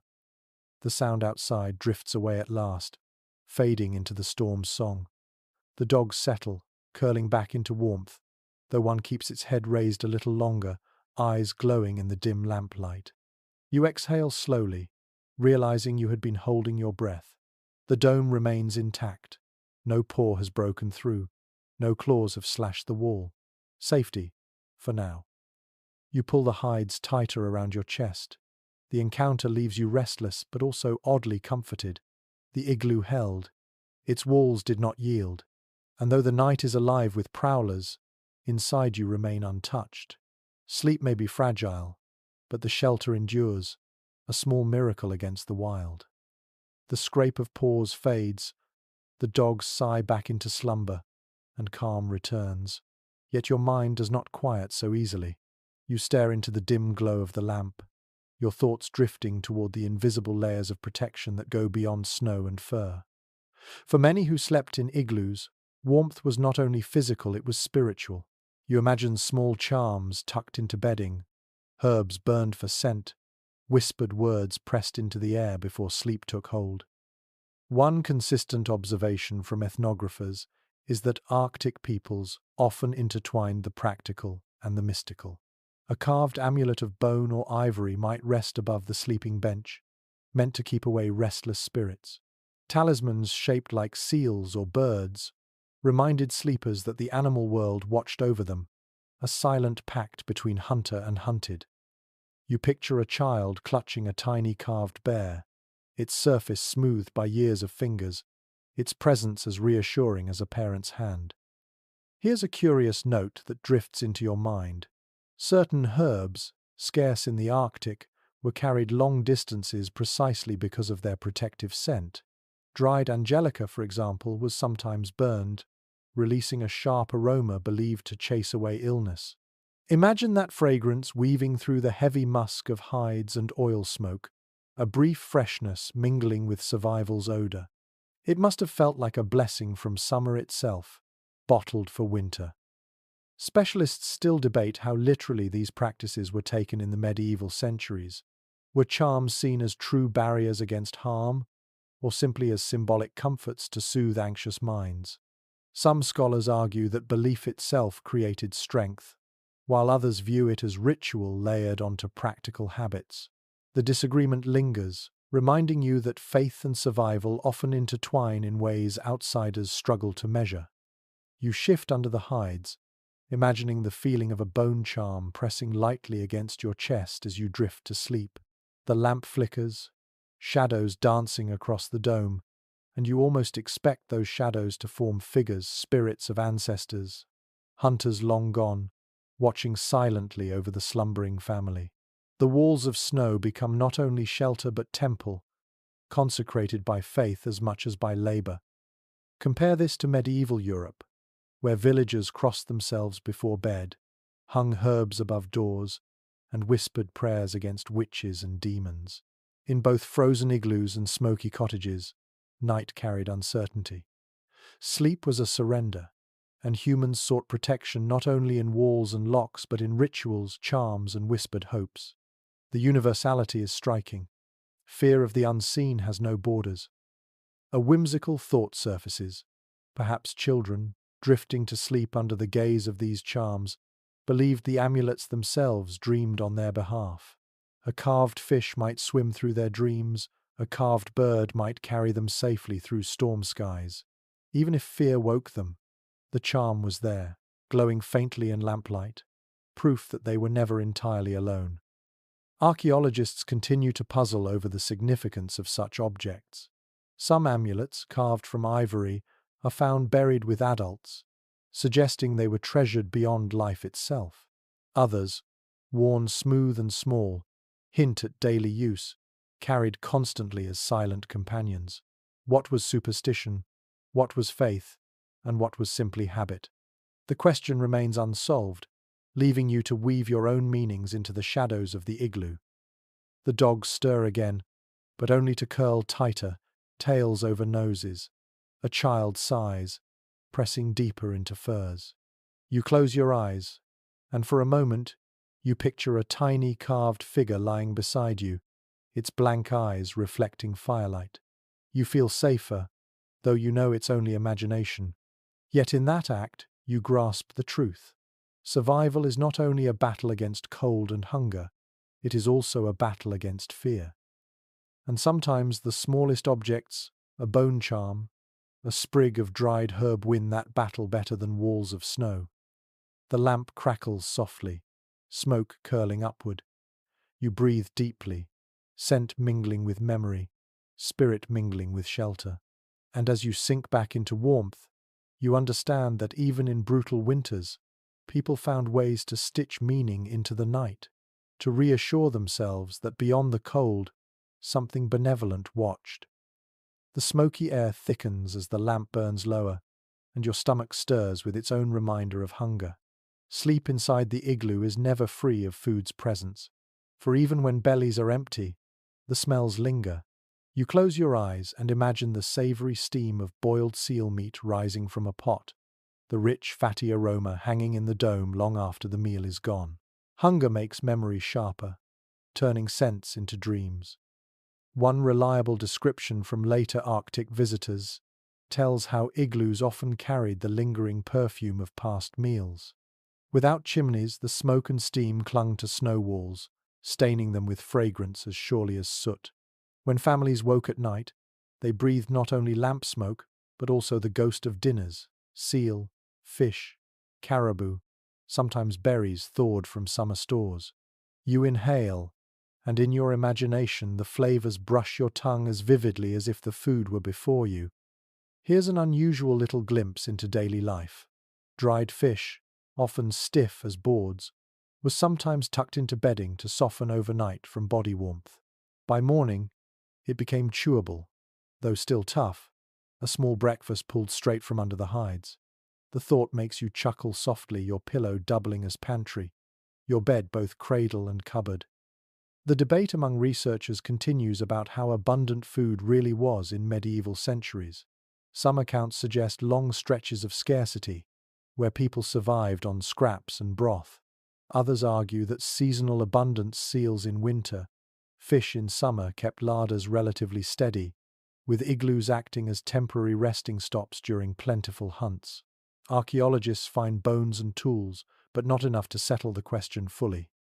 The truth, as usual, lies somewhere in between nights of plenty followed by weeks of gnawing want. Your body shifts under the hides, and you imagine the taste of meat simmered in the same oil that fuels the lamp. The smell would cling to the dome, sweet and greasy, filling the air with both comfort and ache. Hunger might twist it cruelly, turning memories into torment, while full bellies turned it into lullaby. Food was never just sustenance here. It was mood, dream, and the thin line between hope and despair. You recall how in medieval Europe, families also fell asleep with the scent of meals clinging to rafters. Smoke-dark kitchens smelled of bread, onions, and stew, and even peasants' huts carried the memory of food into the night. Across continents, people everywhere drifted to sleep with hunger or satisfaction, written not only in their bellies but in the air around them. A whimsical image makes you smile. Perhaps a child dreamed of roasted goose or fat salmon simply because the smell of boiled seal still hung in the dome. Dreams flavored by dinner, sweet illusions for empty stomachs. Or maybe, for the lucky ones, the scent of stew made the night warmer, the dreams brighter, the sleep deeper. Anthropologists remain uncertain how much food was stored directly inside igloos. Some suggest only the bare minimum, with larger caches buried outdoors in snow pits. Others argue that smaller igloos doubled as kitchens, the warmth from lamps helping to thaw and cook. You cannot know the truth for certain, but lying here, surrounded by imagined aromas, you can easily picture families carving meat in lamplight, their laughter muffled, their breath clouding above steaming pots. The hunger in your own gut feels sharper now, yet strangely, it soothes you too. It ties you to the people you imagine, hunters, children, mothers, elders, all sharing the same ache, the same comfort, the same dreams scented with food. You are not alone in your hunger. You are part of a long chain of winter sleepers, dreaming of feasts they could not yet taste. You close your eyes again, inhaling the ghost of flavors that cling to the snow. Hunger presses at you, but so does warmth, and the balance between them becomes its own kind of lullaby. In this igloo, even emptiness has weight, shaping dreams as surely as the furs and lamps shape survival. The lamp sputters again, and your stomach, still restless, brings you to another question. What happens when nature calls in the middle of a frozen night? It is not the sort of detail polite stories dwell on, but inside an igloo, survival was practical first, delicate second. You shift uneasily at the thought, realizing that even bodily needs had to adapt to the brutality of Arctic nights. One solid piece of evidence from explorers' diaries describes the use of small snow pits carved near the entry tunnel. These shallow depressions served as makeshift privies, sealed afterward with fresh snow. The idea was simple: better to risk brief cold than foul the sleeping chamber. You imagine crawling down that low passage, shivering as icy air bit your skin, muttering curses at your body's inconvenient timing. Here's a curious little aside. Sometimes, in larger family camps, urine was collected and frozen into blocks, later used in tanning hides.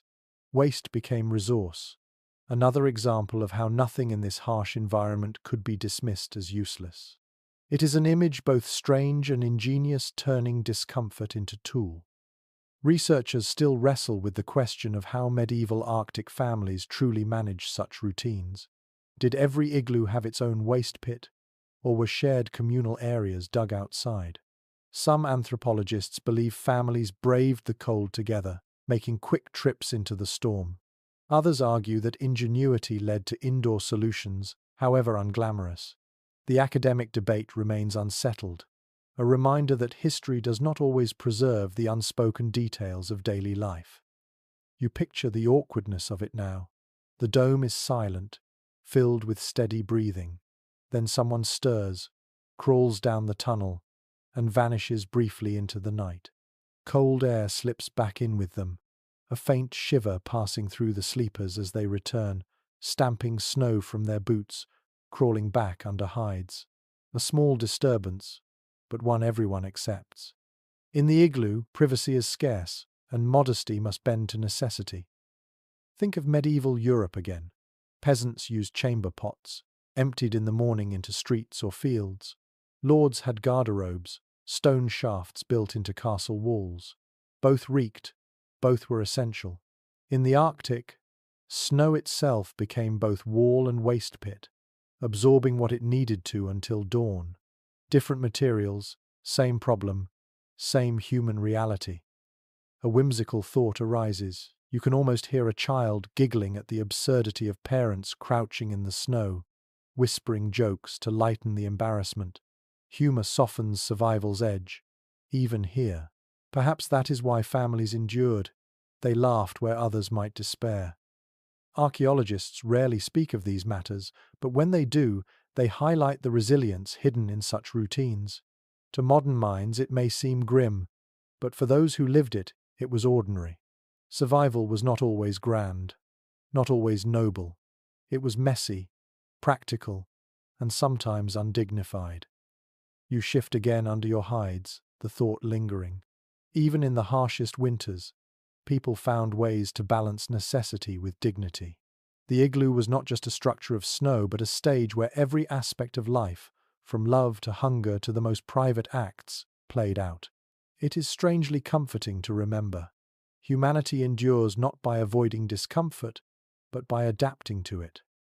The lamp steadies, the dogs sigh, the dome hums with silence once more, and you, still amused by the thought of awkward night trips, feel your own breath relax.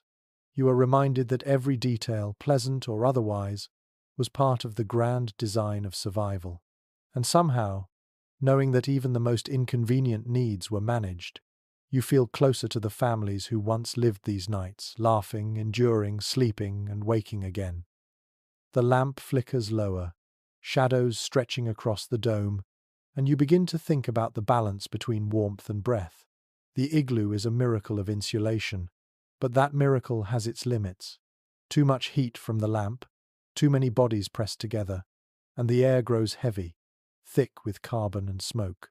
You shift uneasily, aware of the invisible line between comfort and suffocation. One well-accepted observation from polar expeditions is that builders always left a small hole or vent at the top of the igloo. A thumb-sized opening, barely noticeable, was enough to let smoke escape and fresh air enter. Without it, the fire's comfort could turn treacherous.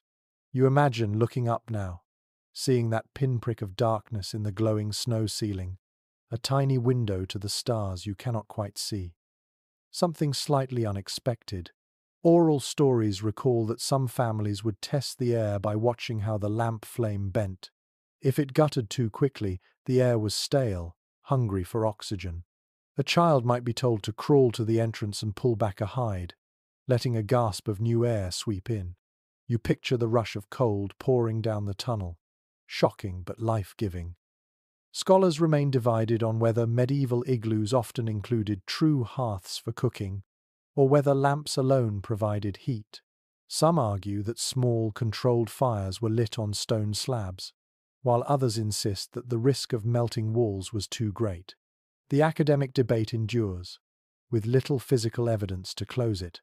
You lie there, imagining both possibilities, a faint crackle of burning moss, or only the steady hiss of oil flames. You cough softly, feeling the smoke cling to your throat. The air is not dangerous yet, but you understand how fragile the balance must have been. Too much lamplight, too many voices, too little air, and sleep might slide into death without warning. Perhaps that is why families learn to wake often, adjusting wicks, checking vents, trusting dogs to stir and remind them that life still flowed. Compare this to medieval Europe's great halls, where fire roared day and night, but smoke suffocated those beneath rafters. Peasants lived with lungs blackened by soot. Children coughed through winters thick with smoke. Here, in the igloo, the problem was the same, only smaller, subtler, cloaked in silence. In both worlds, warmth and air waged a constant battle, one that humans learned to negotiate without always understanding the science. A whimsical vision enters your mind. Perhaps a child, noticing the vent above, imagined it as a secret window to the sky. They might whisper wishes into it, believing the stars could hear them through the tiny opening. The vent, meant for survival, became a magic doorway, a link between cramped dome and infinite heavens. Anthropologists still argue about how often igloos failed in this balance. Did families suffocate often, or only rarely? The records are sparse, the stories inconsistent. Some explorers noted tragedies, while others marveled at how skillfully locals managed their air. The truth, as always, sits between certainty and silence. You close your eyes, breathing deeply, testing the air as though you too must decide whether to open the vent wider.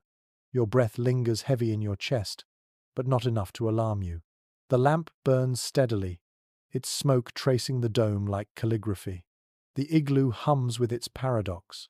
Too warm and you choke, too cold and you freeze. Only balance keeps you alive. And that is the lesson the dome whispers now, that survival is not found in extremes but in fragile equilibrium. The snow walls must melt just enough to harden, but not collapse. The lamp must burn bright enough to warm, but not smother. The vent must open just enough to refresh, but not chill. Every breath, every flame, every choice balances on a knife edge of necessity. You exhale slowly, letting your body soften again. The lamp flickers, the air holds steady, and you drift closer to sleep, comforted by the realization that fragile balance, though precarious, can last the whole night. The air steadies, the lamp burns low, and your thoughts drift towards something less practical, more human. What it meant to love, to marry, to share tenderness inside a dome of snow. You imagine the soft murmur of voices after the children sleep, two people whispering beneath heavy hides, their words muffled, but their meaning clear. Even here, in the most brutal winters, intimacy found a place. One strong piece of evidence from ethnographic accounts is that marriage ceremonies in Arctic communities could be simple yet profound. A union might be marked by shared work, shared hunts, or the moving of a young partner into a family's igloo. The community recognized it not with grandeur but with survival itself, two people promising to keep each other warm, in the most literal sense. You picture a new couple curling against each other on a raised snow bench, the night alive with storm winds outside, but with quiet inside. Here's an odd little whisper of tradition. In some stories, a freshly married pair was expected to share one lamp, its flame a symbol of their unity. If the flame sputtered, elders teased them gently, warning that harmony required constant tending just like the wick. You smile at the image, two young faces leaning over a small bowl of oil, adjusting flame as if adjusting their bond. Scholars continue to puzzle over how much privacy newly married couples actually had in igloos. Did they sleep in crowded family domes, or were new shelters built for them alone? Some argue that intimacy thrived in the closeness of community. Others that couples sought space for themselves, even in harsh conditions. The debate lingers, reflecting both the practicality and the tenderness woven into daily life.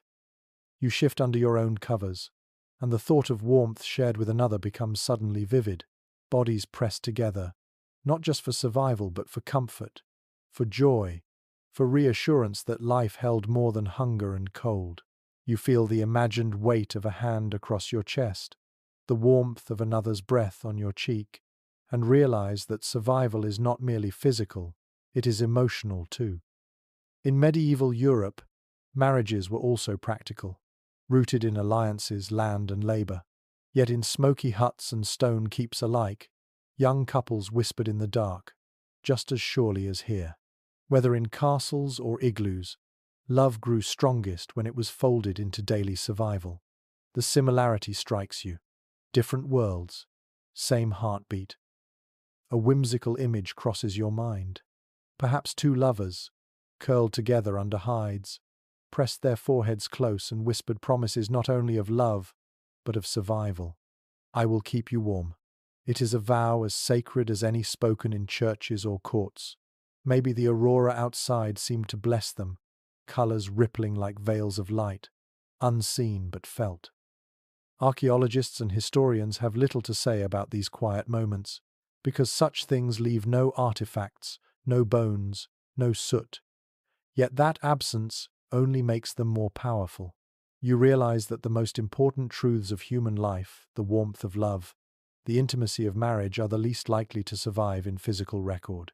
They survive instead in imagination, in echoes, in the universality of human need. The dogs shift again, one paw twitching against your leg, and you return to the dome around you. It is not silent, it is filled with warmth, with breath, with memory. You can almost hear the laughter of young couples, the gentle teasing of elders, the sighs of closeness that echoed in nights long gone. Those sounds, though unrecorded, were as real as the crack of snow walls or the hiss of oil flames. You close your eyes, breathing more slowly now, and the imagined intimacy lulls you. The igloo feels less like a cold shelter and more like a home, a place where survival and love were braided together so tightly they became indistinguishable. And as sleep tugs at you again, you understand. In brutal winters, marriage was not simply a social contract. It was the act of two people deciding, together, to survive the night. The hush inside the dome deepens, broken only by the lamp's low hiss and the rhythmic breathing of sleepers.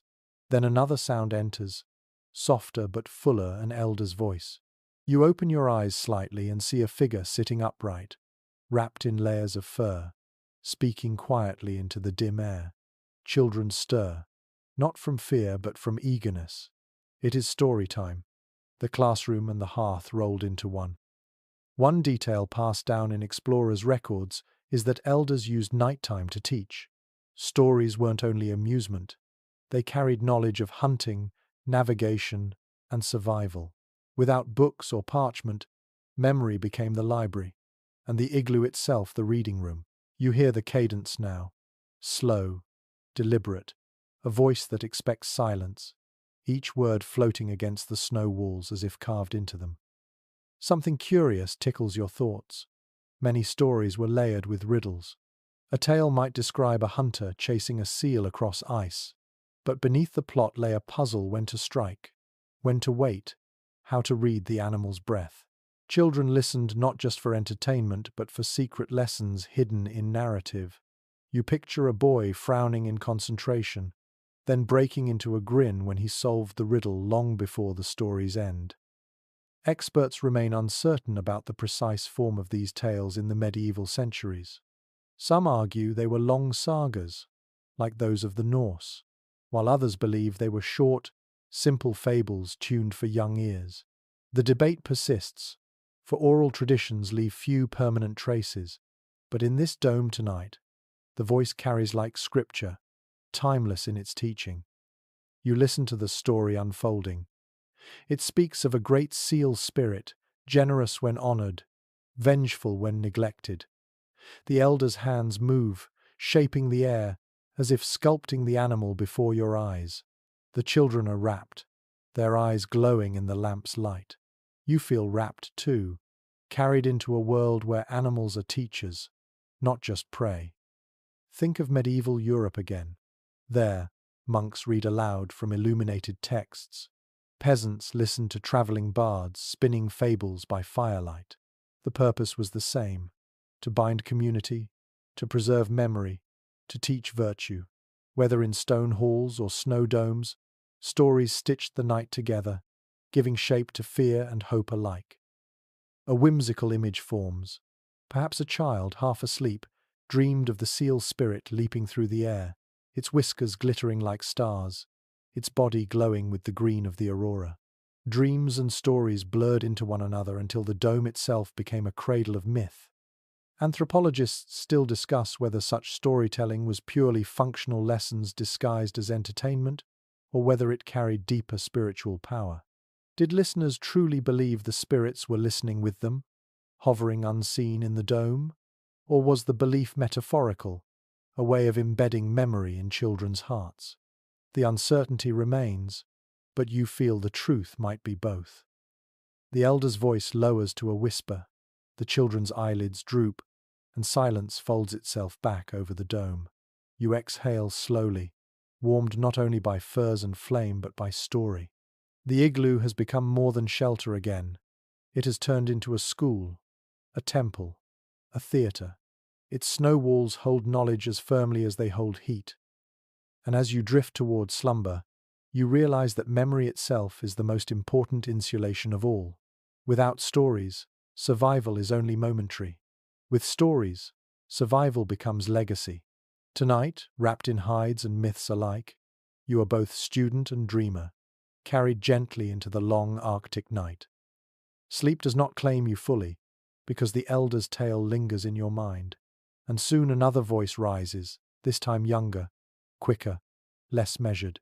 The children, still restless, begin to swap their own stories, fragments half learned from parents, half invented from dreams.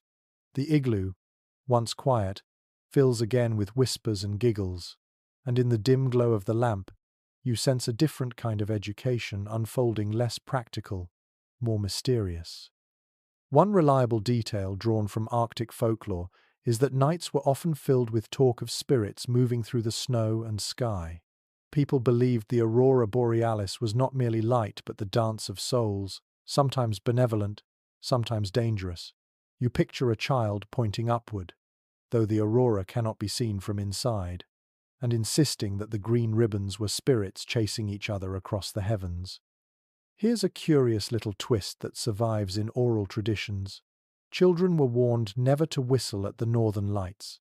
If they did, the lights might swoop down and snatch them away. You almost laugh at the thought, imagining a mischievous boy pursing his lips, then ducking behind a hide when the sky shimmered brighter, terrified that he had angered the souls above. Such warnings kept playfulness in check, while teaching reverence for the mysterious sky. Scholarly circles remain divided over how literally these beliefs were taken in the medieval centuries. Some anthropologists argue that stories of spirits were deeply sacred, woven into rituals of hunting and burial. Others suggest they functioned more as morality tales, tools to encourage obedience in children. The lack of direct evidence keeps the debate alive, but as you listen to the children's hushed voices, you realize the distinction may not matter. Whether sacred or playful, the stories gave shape to the unknowable. You lie back, letting their chatter wash over you. A boy tells of a fox spirit that prowls the snow, its tail sparking light in the sky. A girl counters with a tale of a giant woman who lives in the sea, controlling the animals hunters pursue. Their voices weave a tapestry richer than the hides covering you, their imaginations as important as any tool. You feel the air itself vibrate with the energy of stories too large for the dome to contain. In medieval Europe, children too grew up with warnings of spirits, the willow, the wisp luring travellers to marshes, the fairies who might swap infants, the saints who punished the wicked. These tales, like those of the Arctic, blurred the line between caution and wonder. Across the world, children lay in bed, listening to the invisible, shaping their fears into creatures they could name. A whimsical image enters your thoughts. Perhaps one night, long ago, children dared each other to whistle at the aurora. The lights shimmered brighter, and they screamed with laughter, convinced the spirits were answering. Their parents shook their heads, half in exasperation, half in awe, reminded that even in hardship, joy had a place. Anthropologists continue to puzzle over the origins of these beliefs. Were they born from fear of the unknown sky, or from awe at its beauty? Did people invent spirits to explain what science now calls charged particles? Or did the lights truly feel alive in a way no explanation could erase? The debate endures, but as you lie beneath the snow, you understand why answers are elusive. The aurora is not something to be explained away, it is something to be felt. The children's voices fade one by one as drowsiness overtakes them. Soon the igloo returns to quiet, filled only with the soft breathing of sleepers. Yet the stories linger, echoing in the snow walls, imprinting themselves like shadows on your mind. You drift closer to slumber, reassured by the thought that even in brutal winters, people carried not only tools and hides, but also tales of spirits dancing above them. And as your eyes close, you almost see the aurora through the snow ceiling, rippling and alive, watching over you as tenderly as any parent. The dome grows quiet again, but the silence is not the stillness of permanence, it is the pause between movements. For families who lived in igloos, no shelter was meant to last forever. Each night was only a chapter in a longer rhythm of journeys. You lie back, half awake, and imagine the greater cycle. The building, the staying, the leaving, the return. The igloo is not home in the permanent sense. It is a pause, a heartbeat in a much larger story of movement. A well-known observation in Arctic studies is that people built igloos as temporary dwellings during hunting expeditions or migrations. Some might be occupied for a week, some only a night. They were not castles or villages in stone. They were way stations, dissolving back into snow once abandoned. You feel the truth of this now. The walls around you are solid, but you know they are temporary, destined to melt, vanish, and leave no trace but memory. Something slightly curious. In some regions, families marked their seasonal routes with subtle snow cairns or carved wooden posts, so that when they returned months later, they could rebuild igloos in the same favored spots. Imagine retracing steps across endless tundra, finding the ghost of an old home and raising it again from the very same drifts. A cycle of vanishing and return, as natural as the migrations of animals they hunted. Researchers still debate whether medieval igloos were predominantly hunting shelters for small groups or larger family homes for extended stays. Some argue they were chiefly for men on long journeys, while others suggest entire families lived inside for seasons at a time. The academic conversation remains unresolved, leaving you to imagine both a father and son huddling alone one night, or a whole family with dogs and children filling the dome. You picture the dawn of migration day. Families rise early, packing hides, tools, and meat into bundles. Dogs are harnessed, sleds loaded, the lamp carefully extinguished. The igloo, once filled with warmth and laughter, is left empty. Outside, the family pauses to look back, their footprints leading away from a dome that will soon collapse into itself. The snow will reclaim it, as if no one had ever lived there. In medieval Europe, permanence was prized. Stone churches, timber halls, castles built to last centuries. But in the Arctic, permanence was impossible, even foolish. The landscape itself demanded impermanence. Homes were meant to disappear, just as footprints vanish in snow. You realize this difference is not weakness, but wisdom. The wisdom to build with the rhythm of nature, not against it. A whimsical vision enters your thoughts. Perhaps a child, reluctant to leave, carved a small symbol into the wall before departure. A star, a fish, a handprint. The igloo would soon melt, erasing the mark. But for that moment, the child felt they had left themselves behind, a message to the snow that they had been alive there. Anthropologists continue to puzzle over whether these migrations followed strict patterns or responded flexibly to weather and game. The evidence is patchy, but the oral stories suggest adaptability above all. People went where seals surfaced, where caribou ran, where fish returned. The igloo was not a destination, it was a tool for moving through cycles older than memory. You breathe deeply, aware that even your imagined night inside this dome is part of a journey. Sleep here is not rootedness but preparation, a pause before the next trek. The snow around you hums with impermanence, whispering that nothing stays, not even the walls that keep you warm now. And oddly, that truth soothes you. There is comfort in knowing the igloo does not need to last forever. It only needs to last tonight. Your eyelids sag, the dogs shift, the lamp flickers. The rhythm of migration continues in your mind. Build, sleep, leave, build again, sleep again, leave again. A cycle unbroken, flowing like the aurora across the sky. And in that cycle, the igloo is not just shelter, it is rhythm itself. Heartbeat of survival in brutal winters. The dome holds steady, the lamp whispers, and your mind wanders far beyond the snow walls. You begin to wonder how life in this frozen shelter compares to the huts and cottages of medieval Europe. Across seas and centuries, people lay down to sleep in utterly different structures, yet their nights were shaped by the same search for warmth. One well-documented account describes how peasants in northern Europe often lived in single-room wooden huts, smoke curling from hearths that rarely stopped burning. Families and animals alike huddled together on straw pallets, the air thick with soot. You picture the contrast.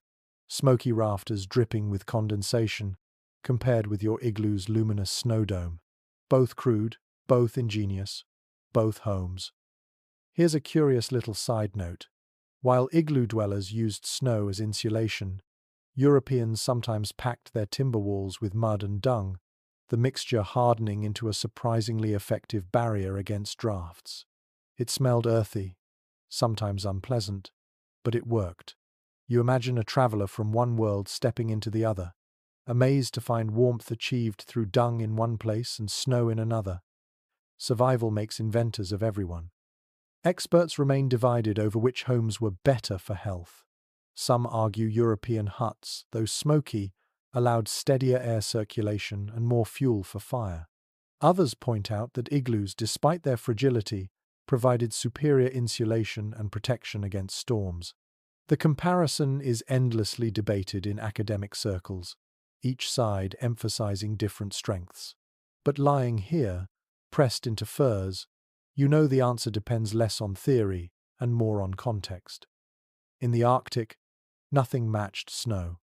You picture a medieval farmer, tired after a day of threshing grain, collapsing onto straw near a smoky fire. His nose stings from soot, his throat rasps, but he is alive. Then you return to the igloo, where your nose tingles from seal oil smoke, your skin pressed against hides, and you realize both nights carry the same truth. The body adapts. Comfort is not measured in degrees, but in the difference between freezing and sleeping. A whimsical thought makes you chuckle inwardly. Perhaps if a medieval monk had been carried north by some miracle, he would have written in astonishment about snow houses glowing like sapphire lanterns, calling them ice chapels, and perhaps an Inuit hunter, carried south, would have laughed at smoky huts, wondering how anyone could breathe in such haze.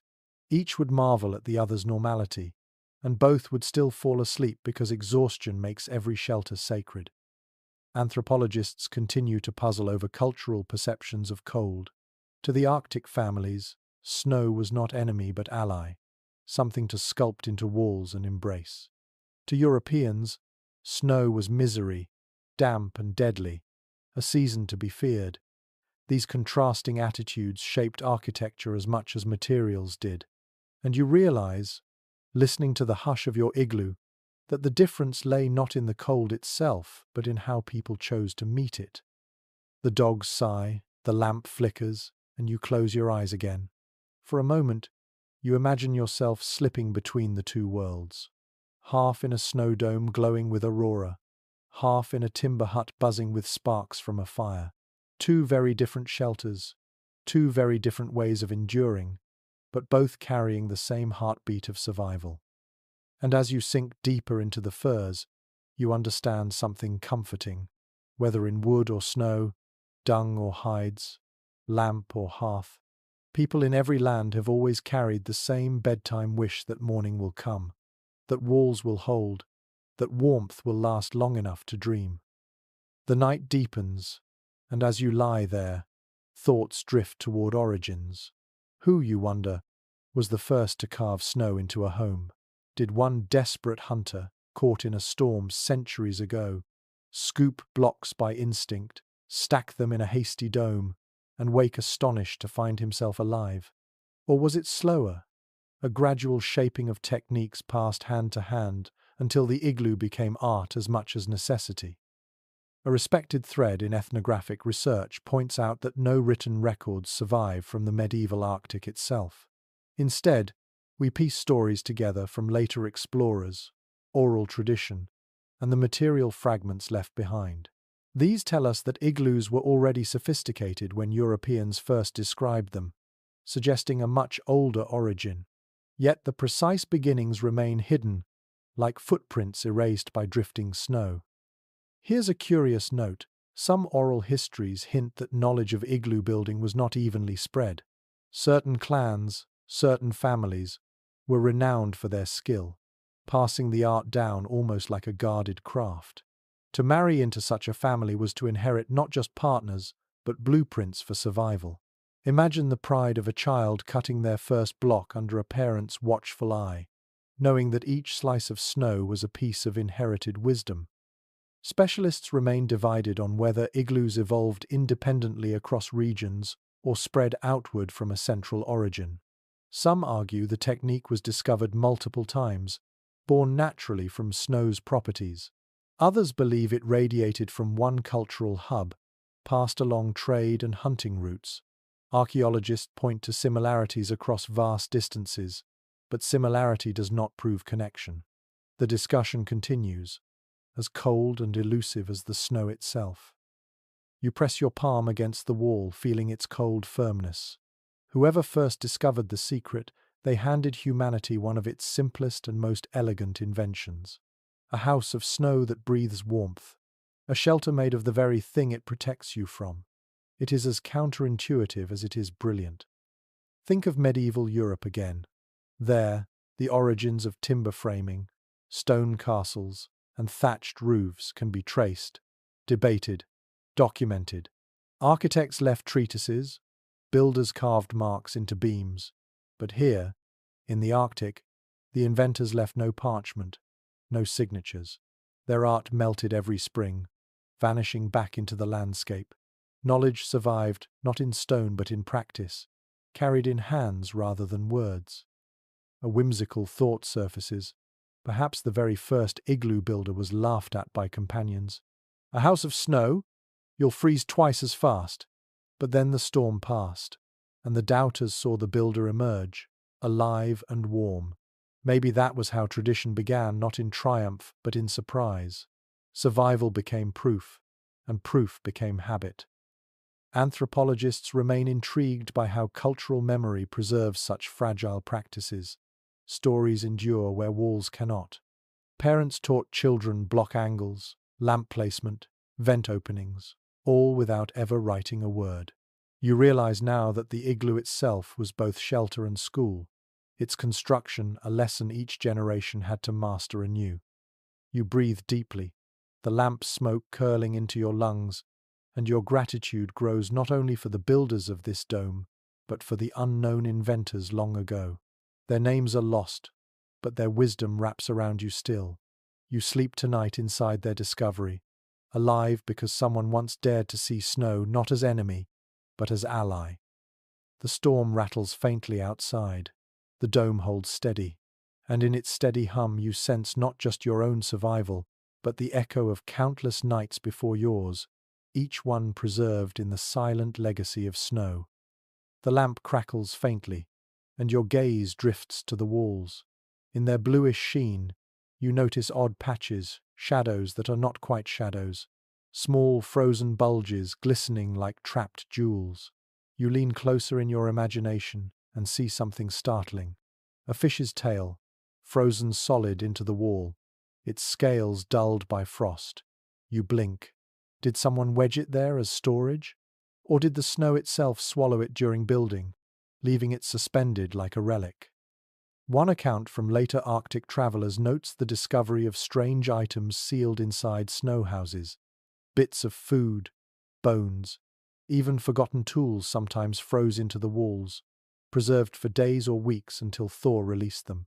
In a land where nothing was wasted, even an accident could become storage.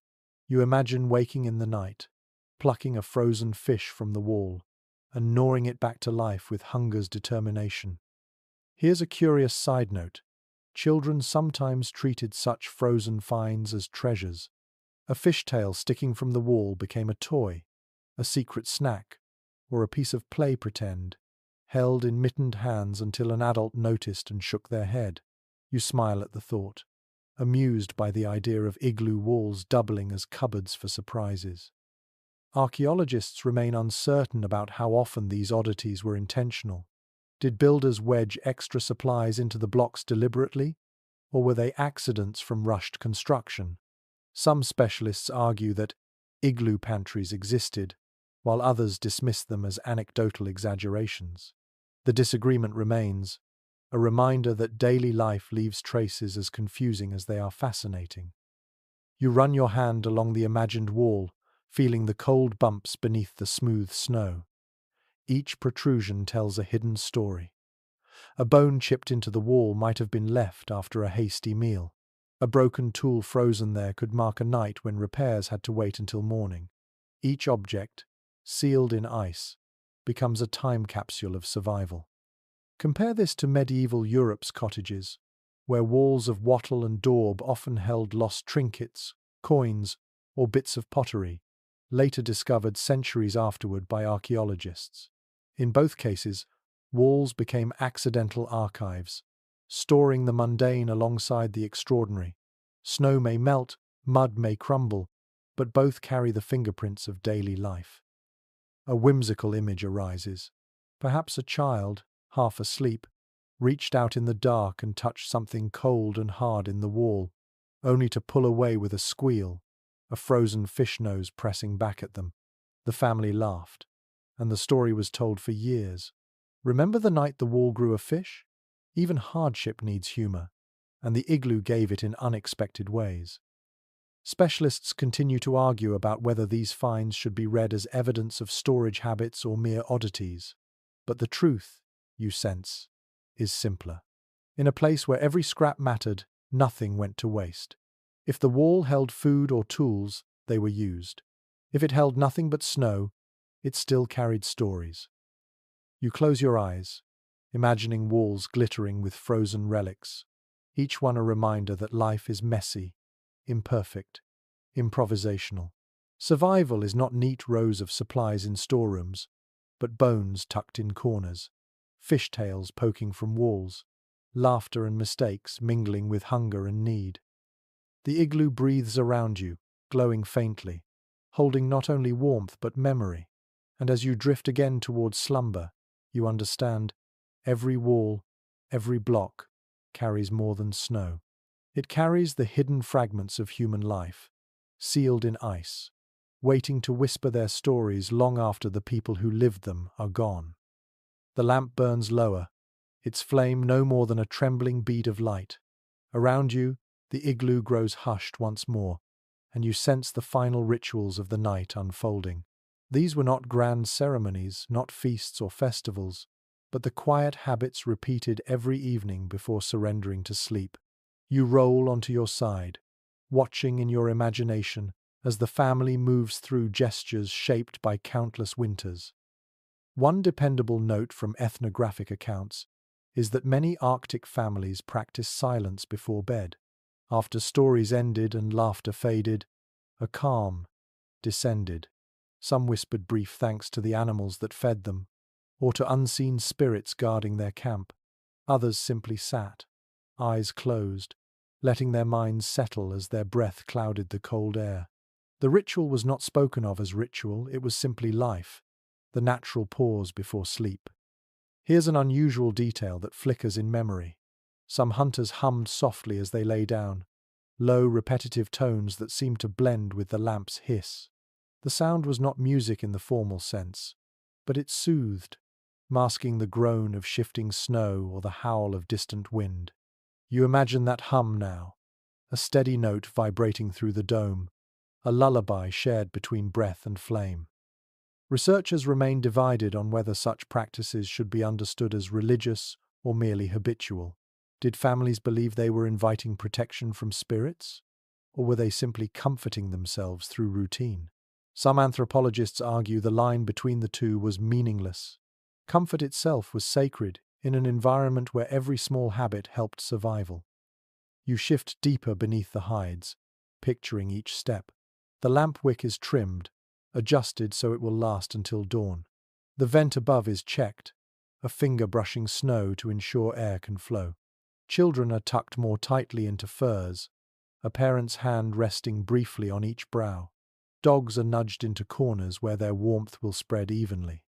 These simple motions, performed night after night, become incantations as reliable as any prayer.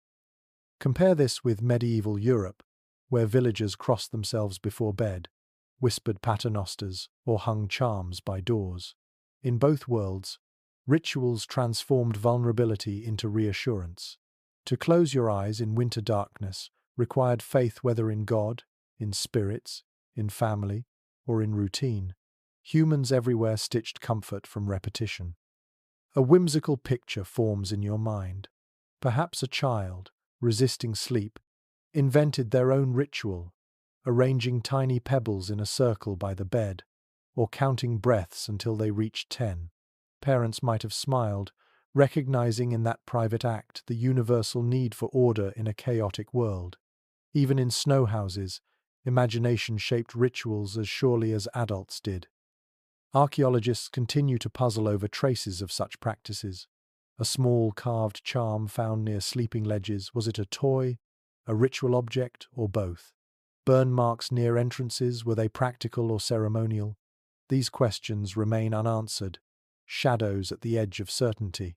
Yet the silence of the igloo speaks just as clearly. Habits themselves left little behind, but they lived in the rhythm of nights like this. The lamp flickers once more, the hum of breath thickens, and the dome folds itself into stillness. You feel your own pulse slow, your body surrendering to the ritual of rest. No one announces the moment, but everyone knows it, the transition from wakefulness to dream. The igloo itself seems to exhale, sighing into quiet. And as your eyelids sag, you realize the rituals matter not because they guarantee survival, but because they make surrender possible. They tell the mind, it is safe enough to sleep. In a world of constant risk, that belief is the greatest gift of all. The silence thickens until it is almost heavy, a blanket pressing as surely as the hides around you. Sleep would claim you fully, except you remain aware that safety is never absolute. Even in slumber, danger can stir. You picture the hunters who lay down with spears within arm's reach, half dreaming, half waiting, always listening for the faintest crack or paw outside. The igloo is warm, yes, but it is no fortress. One solid note from explorers' journals describes how hunters trained themselves to wake at the faintest sound. Dog growls, a change in the lamp's hiss, the whistle of wind shifting direction.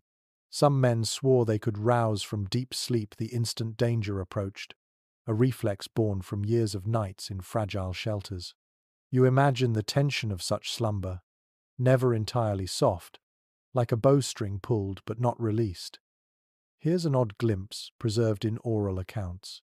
Children sometimes played games imitating their fathers, pretending to wake with a start, grabbing imaginary spears, barking orders at invisible intruders. What for the adults was survival became, for the young, a kind of rehearsal in play.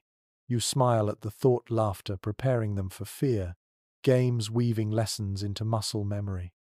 Academics still disagree on how often hunters truly faced nocturnal threats. Were raids by wolves and bears common, or were they rare but memorable, magnified by story? Some argue that vigilance was more symbolic than practical, a way of keeping discipline sharp. Others insist that the risk was real enough to shape nightly behavior. The lack of hard evidence leaves the question open, but you feel in your bones that the habit of caution itself was proof of danger. You picture the moment of waking, a rustle in the snow, a growl from a dog, eyes snap open, hands reach for spear, the lamp flame quivers, throwing jagged shadows across the dome. For a heartbeat, the entire family is caught between sleep and survival. If nothing happens, they exhale and drift back down. If something breaks through, they are ready. It is a dance of vigilance, repeated night after night. Contrast this with medieval Europe, where soldiers in campaign tents kept weapons close, and villagers posted watchmen at town gates.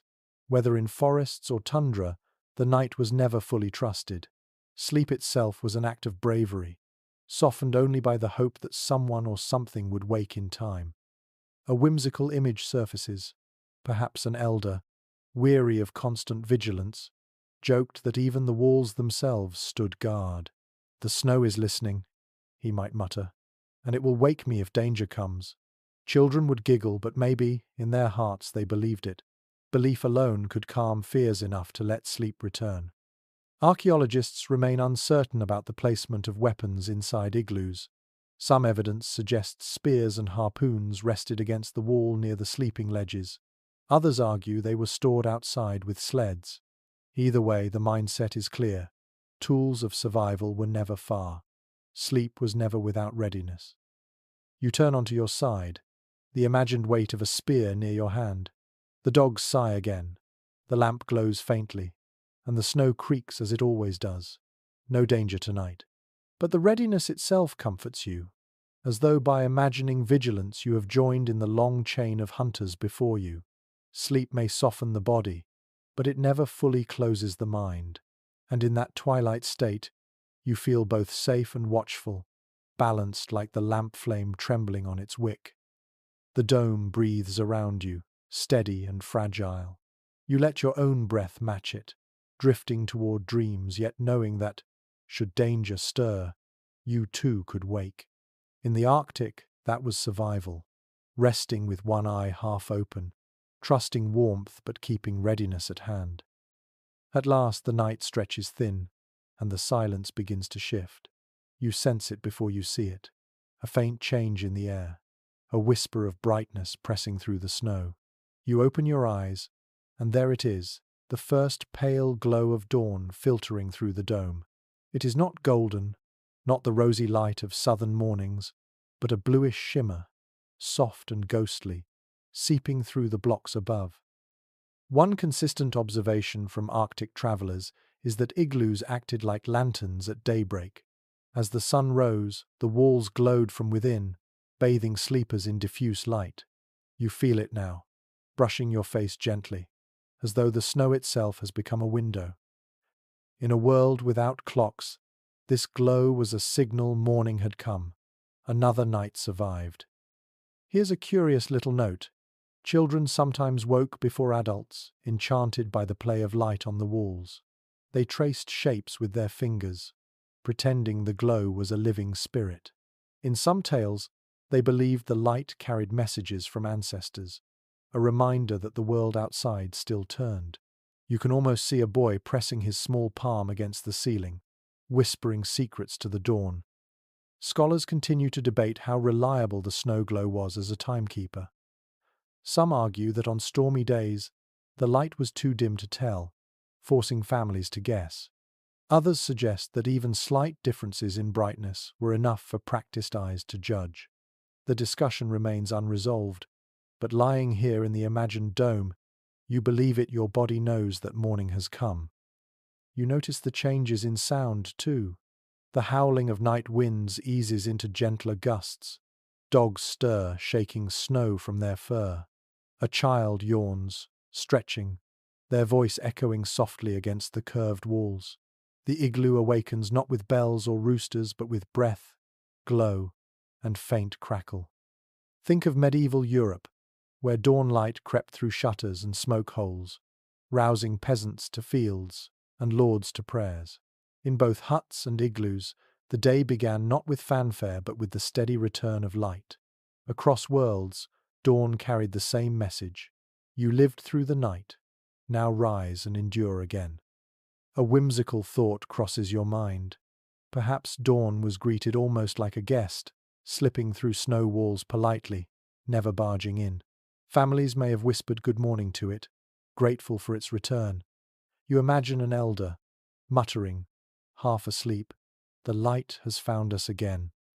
Archaeologists remain intrigued by the interplay of snow and Sunday igloos, they note, could turn fierce light into gentleness, protecting eyes from glare while still allowing brightness through. This property fascinates modern architects, who marvel that medieval snow homes achieved effects that glass and design now try to replicate. Yet the science was lived, not studied, an accident of survival that became beauty. You stretch beneath the hides, basking in the pale glow. It is not warm, not yet, but it is hope made visible. The night was long, filled with creaks, stories, spirits, and hunger, yet the snow walls held. Light seeps in, proof that time has moved, that morning exists even in brutal winters. And as you let your eyes close again, you realize dawn is not merely the start of another day, it is the reward. Every blue shimmer through the snow is a victory. Quiet, but immense. You survived. The family survived. And the dome, still glowing, has done its work once more. The bluish light grows stronger, and the igloo begins to stir. What was stillness only hours ago is now motion. Furs are pushed aside, boots tugged on, voices rise low and practical. You blink, feeling the rhythm of departure take shape. For though the dome has held through the night, it was never meant to last forever. Igloos are shelters of necessity, not monuments. Morning means packing, preparing, moving on. One well-documented practice noted by explorers is that families dismantled or abandoned igloos without ceremony. They did not mourn their snow houses. Once the lamp was extinguished and supplies loaded, the dome was left to the weather. Within days or weeks it would sag and collapse, erased by drifting snow. In a world where permanence was impossible, impermanence became normal. You feel the poignancy of this as you watch, in imagination, the dome already fading in your mind before you step outside. Here's a curious observation. Sometimes people deliberately broke a hole in the wall before leaving, preventing curious animals from burrowing in and fouling the space. It was a gesture of practicality, not destruction. You picture a hunter striking the snow wall with a harpoon butt, a single sharp blow cracking what had cradled them all night. Strange that gratitude and demolition could arrive in the same motion. Historians still argue whether entire family groups traveled together in long lines of sleds or whether small hunting parties broke away, each building and leaving igloos independently. Evidence exists for both, but certainty eludes. What is clear is that movement defined survival. The igloo was always chapter, never book. You imagine the departure now. Dogs are harnessed, yelping with impatience. Sleds creak as they're loaded. Children stumble sleepily, clutching furs. Adults check tools, lash bundles, kick snow from boots. The lamp's wick is pinched. The flame dies, leaving only faint smoke. A hush falls for one last heartbeat inside the dome. Then the flap of the entrance lifts, and cold air rushes in, biting your skin like teeth. Outside, the morning dazzles white fields stretching forever, sky pale with the faint fire of a sun too weak to warm. The igloo behind you glows faintly still, but already it seems smaller, less essential, as though its purpose has been completed. You know that within hours, drifting snow will begin to erase it. Within days, no trace will remain. Yet you carry its warmth in your bones, its memory pressed into your skin. In medieval Europe, homes stood for generations, built to outlast lifetimes. Families carved their names into beams, left prayers scratched into plaster. Here, by contrast, nothing was inscribed, nothing preserved. Snow swallowed every effort, yet in a strange way, this gave freedom. You were never bound to one place. Each new dome was a fresh start, a new promise. A whimsical image stirs. Perhaps a child, reluctant to leave, pressed a handprint into the wall before stepping out. That print would last only hours, maybe days, but in that moment it was defiance against impermanence. I was here. You can almost see the tiny palm glowing in the blue wall, a farewell gesture to the house that kept them alive. Anthropologists debate whether people felt emotional attachment to igloos. Some argue they were purely practical, valued only for warmth. Others suggest affection existed, that families remembered particular domes, the one where we survived the great storm, the one where the baby took her first steps. The truth, you sense, is likely both. Humans rarely leave shelters without some echo of feeling. You watch the family depart, sleds sliding into the vast horizon. The igloo shrinks behind them, until it is only a bump in endless snow. Soon, even that will vanish. But you realize the house was never meant to be remembered in form. It lives instead in the rhythm of migration, the cycle of building, sleeping, leaving.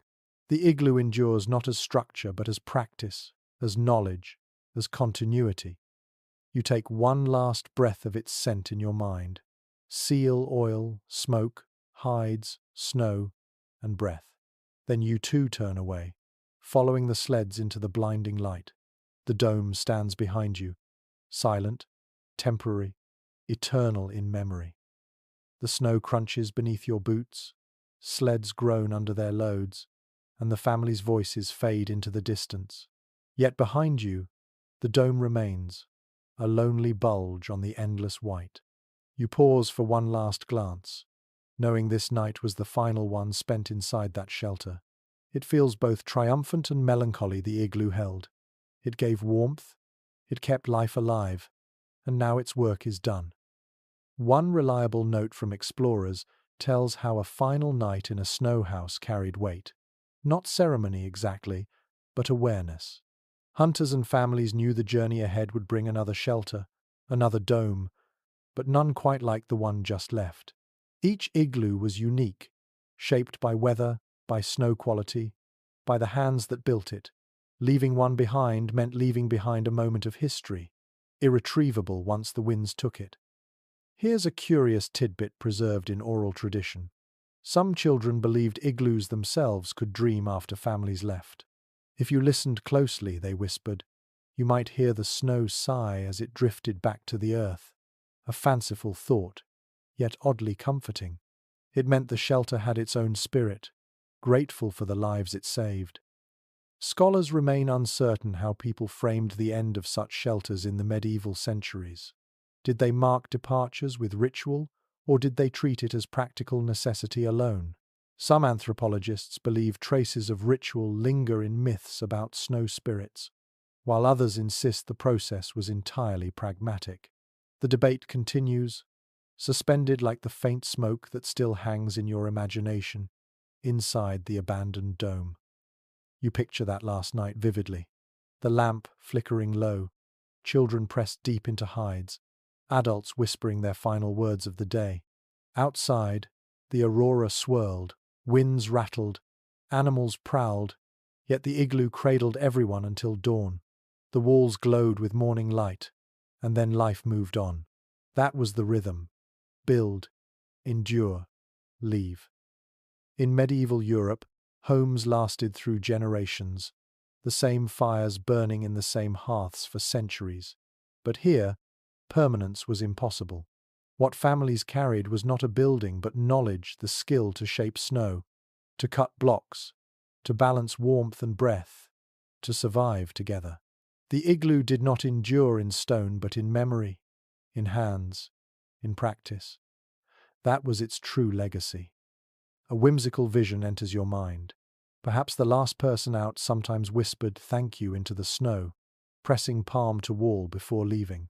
No one recorded such gestures, but you sense their possibility.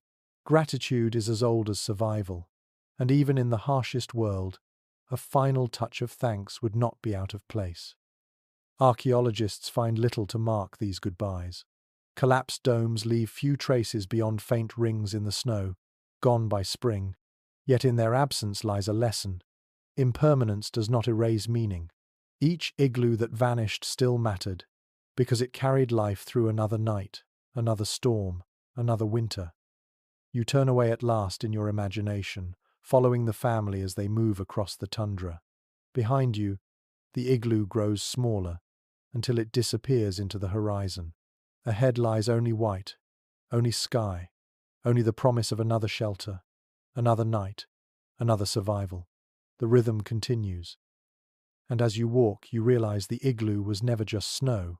It was humanity distilled ingenuity, resilience, intimacy, fear, laughter, ritual, and hope, all sealed within fragile walls that vanished with the seasons. It was proof that even in the most brutal winters, people carved life from cold itself. And now, as the story closes, let yourself soften. The images of snow walls, flickering lamps, and quiet breath fade slowly into the distance, like the family walking across the tundra. Imagine the igloo behind you melting gently under the pale light of day, its dome sagging, its purpose fulfilled. There is no violence in its end, Only release, a return to the snow from which it came. Your body grows heavy, your breath slower. Each inhale cool as the Arctic air, each exhale warm as the oil lamps glow. The rhythm steadies you, eases you, pulls you deeper into rest. The noises of the night, the creak of snow, the laughter of children, the whisper of wind fade into a hush so deep it feels like the earth itself is sleeping. Let your thoughts drift like snowflakes, floating, weightless, dissolving as they touch the ground. There is no urgency now, no danger pressing, only the memory of survival, of warmth won against the cold. You are safe here, wrapped in hides, wrapped in story, wrapped in time. And as your eyelids grow heavy, imagine the snow dome above you glowing faintly blue, a lantern of peace. The world outside may be fierce, but inside you carry calm. Carry it with you into sleep, into dreams, into morning. Good night, sweet dreams.